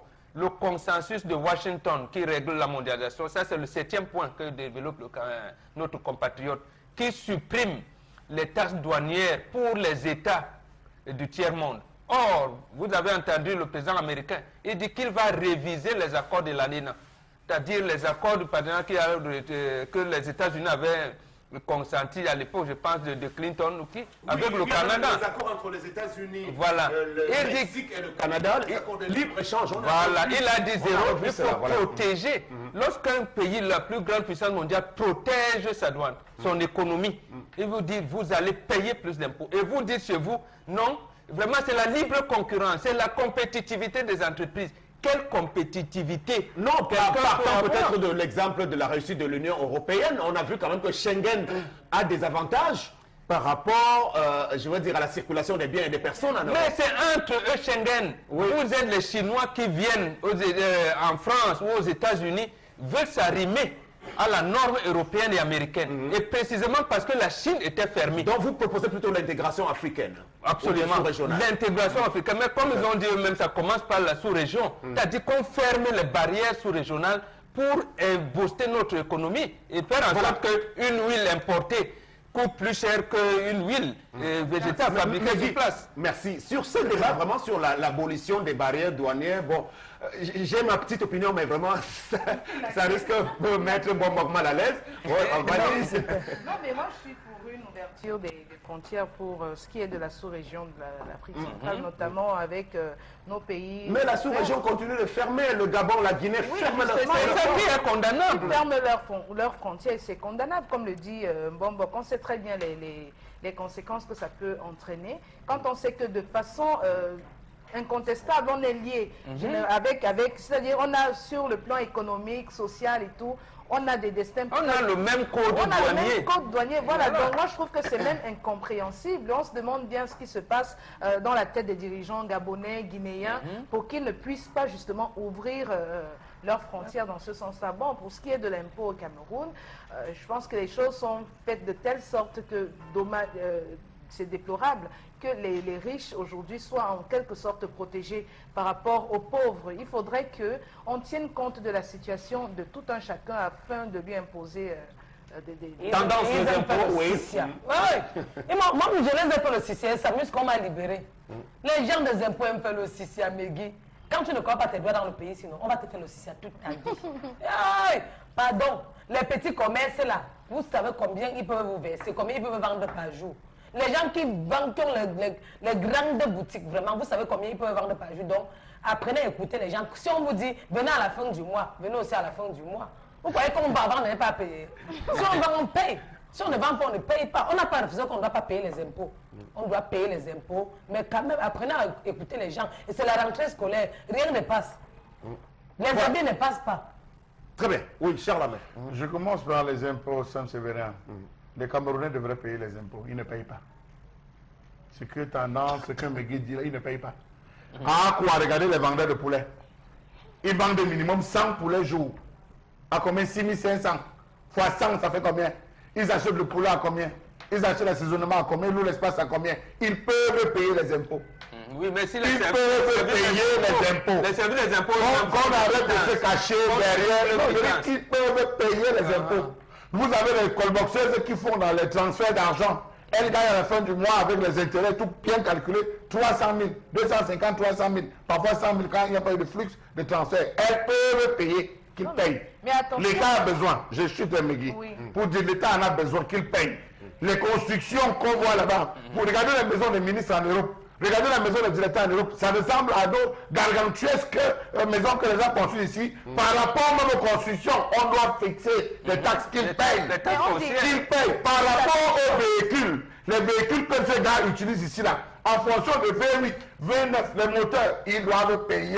Mais le problème, c'est que je suis d'accord avec je finis mais l'argent qu'on paye va où? Parce que si c'est encore le même sous-directeur et un véhicule de service de 40 millions, je suis pas je suis en disant qu'un pays qui se vante, qui vante sa douane d'avoir fait des chiffres, devrait s'inquiéter parce qu'il consomme ce qu'il ne produit pas et il produit ce qu'il ne consomme pas. Mais il faut dire on termine. On dit la même chose. On n'a pas dit sur ce plateau qu'il ne faudrait pas que les uns et les autres payent les impôts. On a bien dit qu'il faudrait que les impôts soient payés en fonction des revenus de tout un chacun. Voilà, c'est ce qu'on a dit. Cette année soit réinvestie pour voilà. Merci beaucoup. C'était donc interpellation sur les deux sujets mis sur la table par notre compatriote. On va accueillir notre compatriote sénégalais ou camerounais, bon, on ne sait pas trop. Constil Amine, bonjour. Oui, bonjour Sam Sévérin et bonjour à nos nombreux téléspectateurs de ce matin et surtout bien des choses à tous les clients du concept Salakaï, principalement ceux qui vont choisir ce matin les magasins Grand Bazar qui s'installent dans une grande campagne de promotion. Question de permettre à tout un chacun d'avoir une moto et pas n'importe laquelle, une moto l'enfant ou non-enfant ou alors un tricycle de qualité supérieure. Pour la présentation de la société Grand Bazar. Alors la société Grand Bazar est donc cette société camerounaise basée au Cameroun et à Douala qui est donc le représentant exclusif en Afrique et au Cameroun de la marque de moto l'enfant et non-enfant ainsi que des tricycles l'enfant et des tricycles Bazar. Et depuis pratiquement quelques jours déjà, pratiquement 3 jours, cette grande société camerounaise a lancé une grande opération, une moto de qualité pour chaque citoyen camerounais ou alors un tricycle de qualité pour chaque citoyen ou alors pour chaque entreprise au Cameroun. Il faut rappeler que derrière cette promotion qui vous permet d'avoir des motos de qualité supérieure, des tricycles d'origine, vous avez également la possibilité de gagner bien entendu une seconde moto directement en achetant une moto dans n'importe quelle agence Grand Bazar au Cameroun. C'est donc là la grande campagne qui ira jusqu'à la fin du mois de septembre, une manière déjà pour cette société-là de permettre aux Camerounais et aux étrangers d'avoir des motos et pas n'importe lesquelles, des motos de qualité, des motos solides, des motos l'enfant et des motos non-enfants. Et pour ceux qui ont besoin de tricycles, que ce soit pour les entreprises, pour transporter les marchandises, pour le commerce, c'est l'occasion plus que jamais d'acheter un tricycle l'enfant ou alors un tricycle Bazar. Quelles en sont les caractéristiques Constil Amine? Vous avez déjà un casque. Vous avez déjà un casque. Comment vous appelez ça le... Alors là, c'est le casque de sécurité. C'est un casque qui est offert directement à chacun de nos clients qui achètent bien sûr une moto. Bien entendu, dès que vous achetez une moto ou un tricycle dans les magasins Grand Bazar, je rappelle que c'est les motos l'enfant et les motos non-enfant, les tricycles Bazar et les tricycles l'enfant. Vous recevez directement un casque de sécurité comme ce que j'ai sur ma tête. Vous recevez bien entendu un parapluie, ça il faut le rappeler. Vous recevez également un magnifique manteau que voici et bien entendu un choisible avant bien sûr de passer à la grande tombola qui vous permettra de gagner directement une seconde moto ou alors un second tricycle. Et voilà, nous allons donc tout de suite parler bien sûr des caractéristiques des motos l'enfant. Il faut rappeler que les motos l'enfant sont des motos de nouvelle génération. C'est des motos qui sont dotées bien sûr d'un moteur 150 cc. C'est des motos qui ont un turbo. Et quand on parle de turbo, c'est cet élément-là qui augmente la puissance du moteur. C'est des motos également qui ne consomment pas assez. Vous avez pratiquement 2 litres de carburant pour 100 km. Donc ça veut dire qu'on peut acheter 2 litres de carburant et faire pratiquement plusieurs jours avec sa moto. Un autre avantage, à côté bien sûr des motos l'enfant, c'est bien entendu la disponibilité de ces pièces de rechange. Voilà donc les caractéristiques des motos l'enfant et des motos d'enfant. Et parlant bien sûr du prix, je rappelle que vous avez une moto neuve, une moto de qualité, une moto avec garantie, vous l'avez à 399 900 francs. Je rappelle, vous donnez 400 000 francs, on vous rembourse. Ça, il faut le rappeler. Donc, c'est une moto de qualité sup. Vous les avez à 399 900 francs. Et quand vous achetez une moto l'enfant ou une moto n'enfant, vous participez directement à la grande tombola qui vous permet de gagner soit un casque de sécurité, un parasol, bien d'autres, ou alors de gagner directement une seconde moto. Parlant bien sûr des tricycles, alors là, c'est les véritables camions. Il faut rappeler que depuis pratiquement une semaine, on commence déjà à appeler ces tricycles-là les mini-camions. Ah ben oui, Plus besoin de porter sa marchandise dans le pouce. C'est terminé l'époque où on utilisait le pouce. Non, aujourd'hui, les entreprises, les particuliers, les commerçants, chacun devrait avoir un tricycle. Et quand on parle bien sûr de tricycle, aujourd'hui, Sam Sévérin, on parle des tricycles Lifan et des tricycles Bazar, qui sont vendus à combien? Ce n'est pas 2 millions, ce n'est pas 4 millions, ce n'est pas 10 millions, non. C'est moins d'1 million de francs, 999 900 francs. Vous avez droit à un tricycle Bazar ou un tricycle Lifan. Et je rappelle, quand vous achetez un tricycle, vous participez directement à une tombola qui vous permet de gagner un second tricycle ou alors de repartir avec plusieurs lots directement. Parce qu'il faut rappeler que notre tombola n'a pas de salaire, n'a pas de ticket blanc. Tous les tickets sont gagnants. Soit vous gagnez une moto ou un tricycle, soit vous gagnez un casque de sécurité, un parasol, des parapluies, plein d'autres lots. Et parlons bien, c'est parce qu'on ne saurait acheter un produit sans connaître les caractéristiques. Alors les caractéristiques de nos tricycles sont les suivantes. Quelques caractéristiques pour ce matin. C'est des tricycles de nouvelle génération. C'est des tricycles neufs, très solides, avec un moteur 200 cc. Il faut rappeler que c'est 200 cc doté bien sûr d'un réducteur.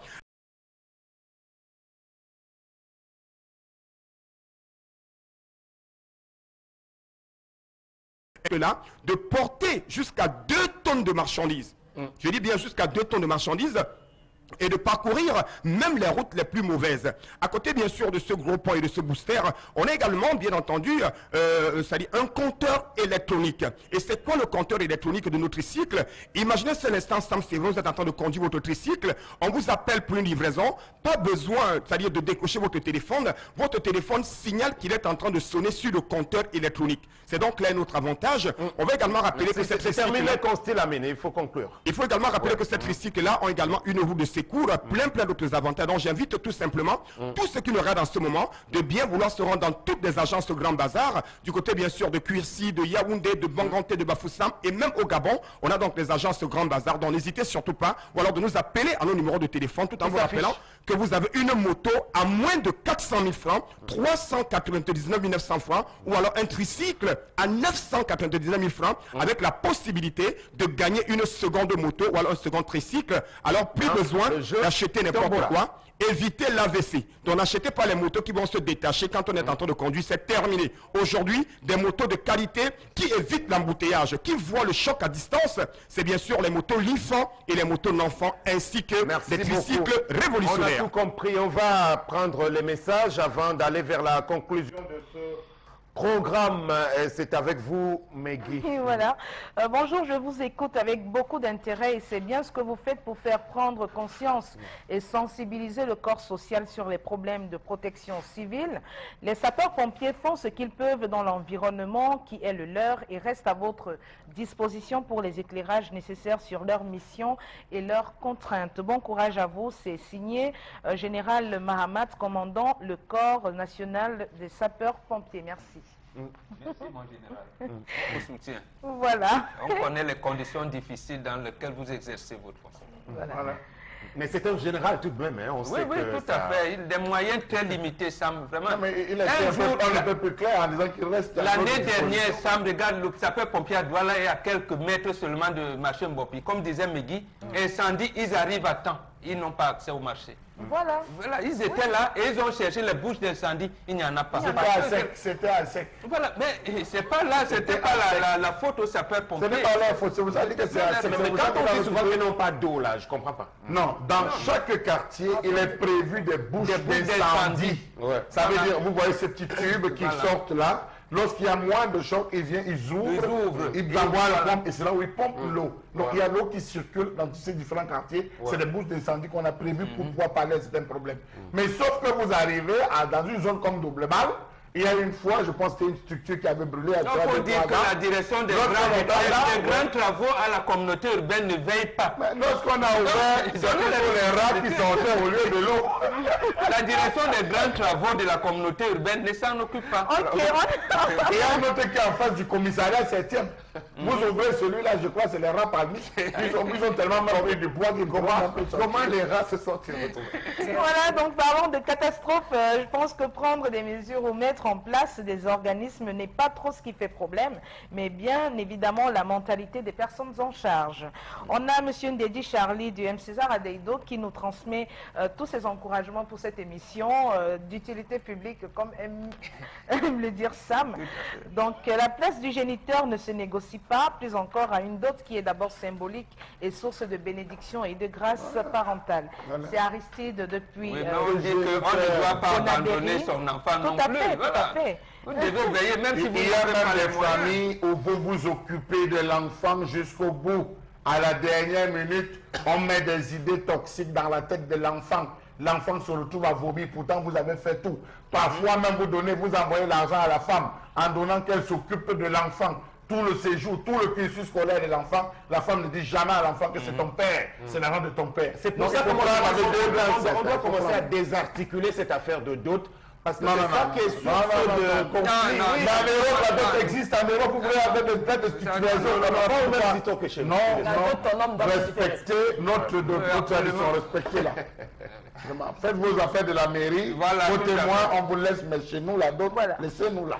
Donc, le notable Zeyoche qui nous dit le problème n'est pas d'accoucher un enfant, c'est de s'en occuper. Le géniteur fuit, il n'est considéré... Il n'est pas considéré, même jusque dans la tradition. Non, il est considéré. Le sang qui coule, dans le sang, c'est son sang qui coule. C'est notable peut dire. Un notable pour dire que même dans la tradition... Non, c'est pas un point de vue. Si tiennent là, bon, les enfants vont te retrouver demain en train de s'accoupler avec leurs cousins. Je vais vous raconter l'histoire d'une haute personnalité de ce pays qui un jour vient perdre son père, celui qu'il considérait comme étant son père biologique. Lorsqu'il arrive et qu'on décide d'amenter, de faire l'alimentation, on l'a retiré complètement. Je dis, on l'a retiré.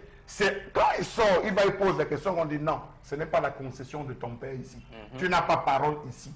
La concession de ton père, c'est plutôt à tel endroit. Je vous assure, observez généralement les deuils ou même les funérailles, c'est à ce moment que beaucoup d'enfants découvrent qui ils sont, découvrent véritablement leur filiation. Vous pouvez avoir des gens qui adoptent les enfants, qui élèvent, mais jamais cet enfant n'aura parole dans cette concession.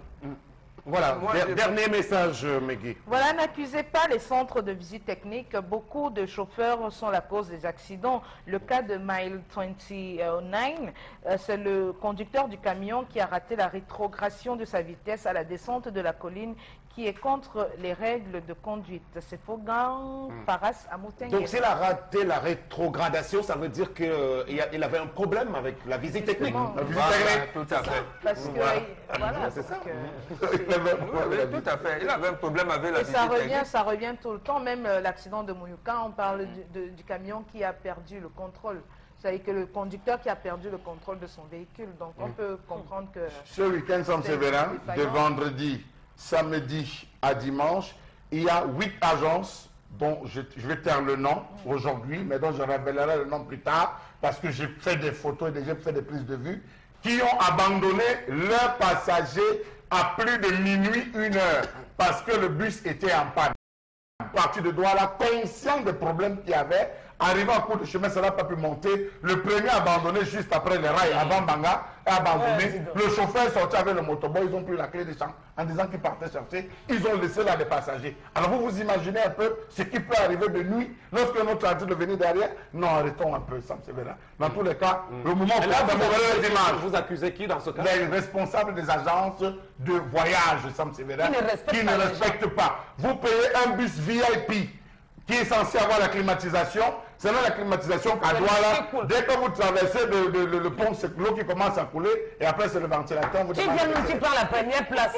Après on te dit qu'on a la voiture chargée d'abord à Brazzaville ou à Dakar. On va mettre feu à tout ça. Charles à mettre de voile. Moi aussi j'ai le nom des agences que tu viens, tu es pressé, tu prends la première place.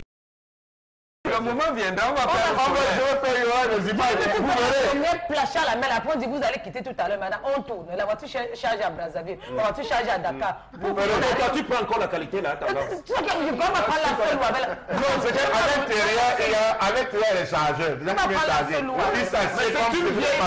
C'est une vieille pratique quand même. Moi, je pense que vous ne devez pas tomber dans cette... Avec les sacs de voyage. De maman, on avait les sacs de voyage. Quand je veux connaître rouler sur l'axe ou avec la voiture simple, je ne dois plus prendre les voitures. Ok, c'est terminé. On va sortir par la critique de ce jour. Non, tu sais que ça ne me suit pas bien dans ma tête. Tellement, toute ma famille est décédée au point où, pardon, critique. Toute ta famille est décédée? Oui, tous les accidents là, c'est ma famille. Un Camerounais, c'est mon frère. Ok. Ça, pardon, critique. Merci. Au nom de la liberté de critiquer, on est dans la radicalisation autour de ce qu'il convient bien d'appeler la crise anglophone. Alors, les raisons évoquées de la part de spécialistes, à l'image de François Guimatia, qui est enseignant et chercheur à Bafoussam, il dit, je cite, que l'État n'a pas su trouver les bonnes solutions. Il y a eu de l'arrogance et de la condescendance, et on se rappelle bien quand cette affaire avait commencé de la part du garde des Sceaux, Laurent Esso, qui avait un peu pris tout le monde de haut. Conséquence, on est des mois plus tard et les choses se sont enlisées. Mais il n'y a pas que la responsabilité des gouvernants. Il y a celle des intellectuels ou alors des pseudo-intellectuels camerounais. Parce que quand on est intellectuel, il faut bien assumer cela et se mettre du côté de ceux qui souffrent. Alors, Éric Mathias Ouonanguini pense qu'il n'y a pas lieu de parler d'une spécificité du problème anglophone aujourd'hui. Ça, c'est quelque chose qu'il a répété depuis quelque temps parce qu'il estime que lui ne se sent pas francophone. Bon, il refuse de reconnaître la diversité linguistique et ethnique du Cameroun, même si on est dans une nation unie aujourd'hui.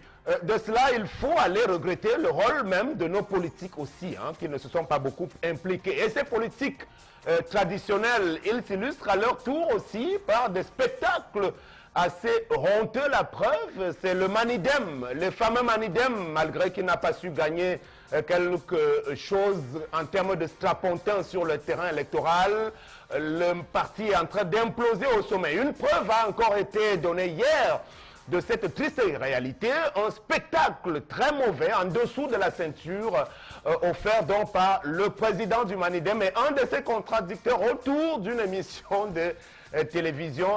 C'est bien dommage aujourd'hui de là à penser que finalement les idéologies transpartisanes, ce sont elles seules qui devraient prévaloir aujourd'hui, puisque nos politiques traditionnelles, UNDP, UDC, RDPC, SDF et tous les autres ont pratiquement échoué de façon assez lamentable aujourd'hui. Merci beaucoup, c'était le Zénith de ce lundi.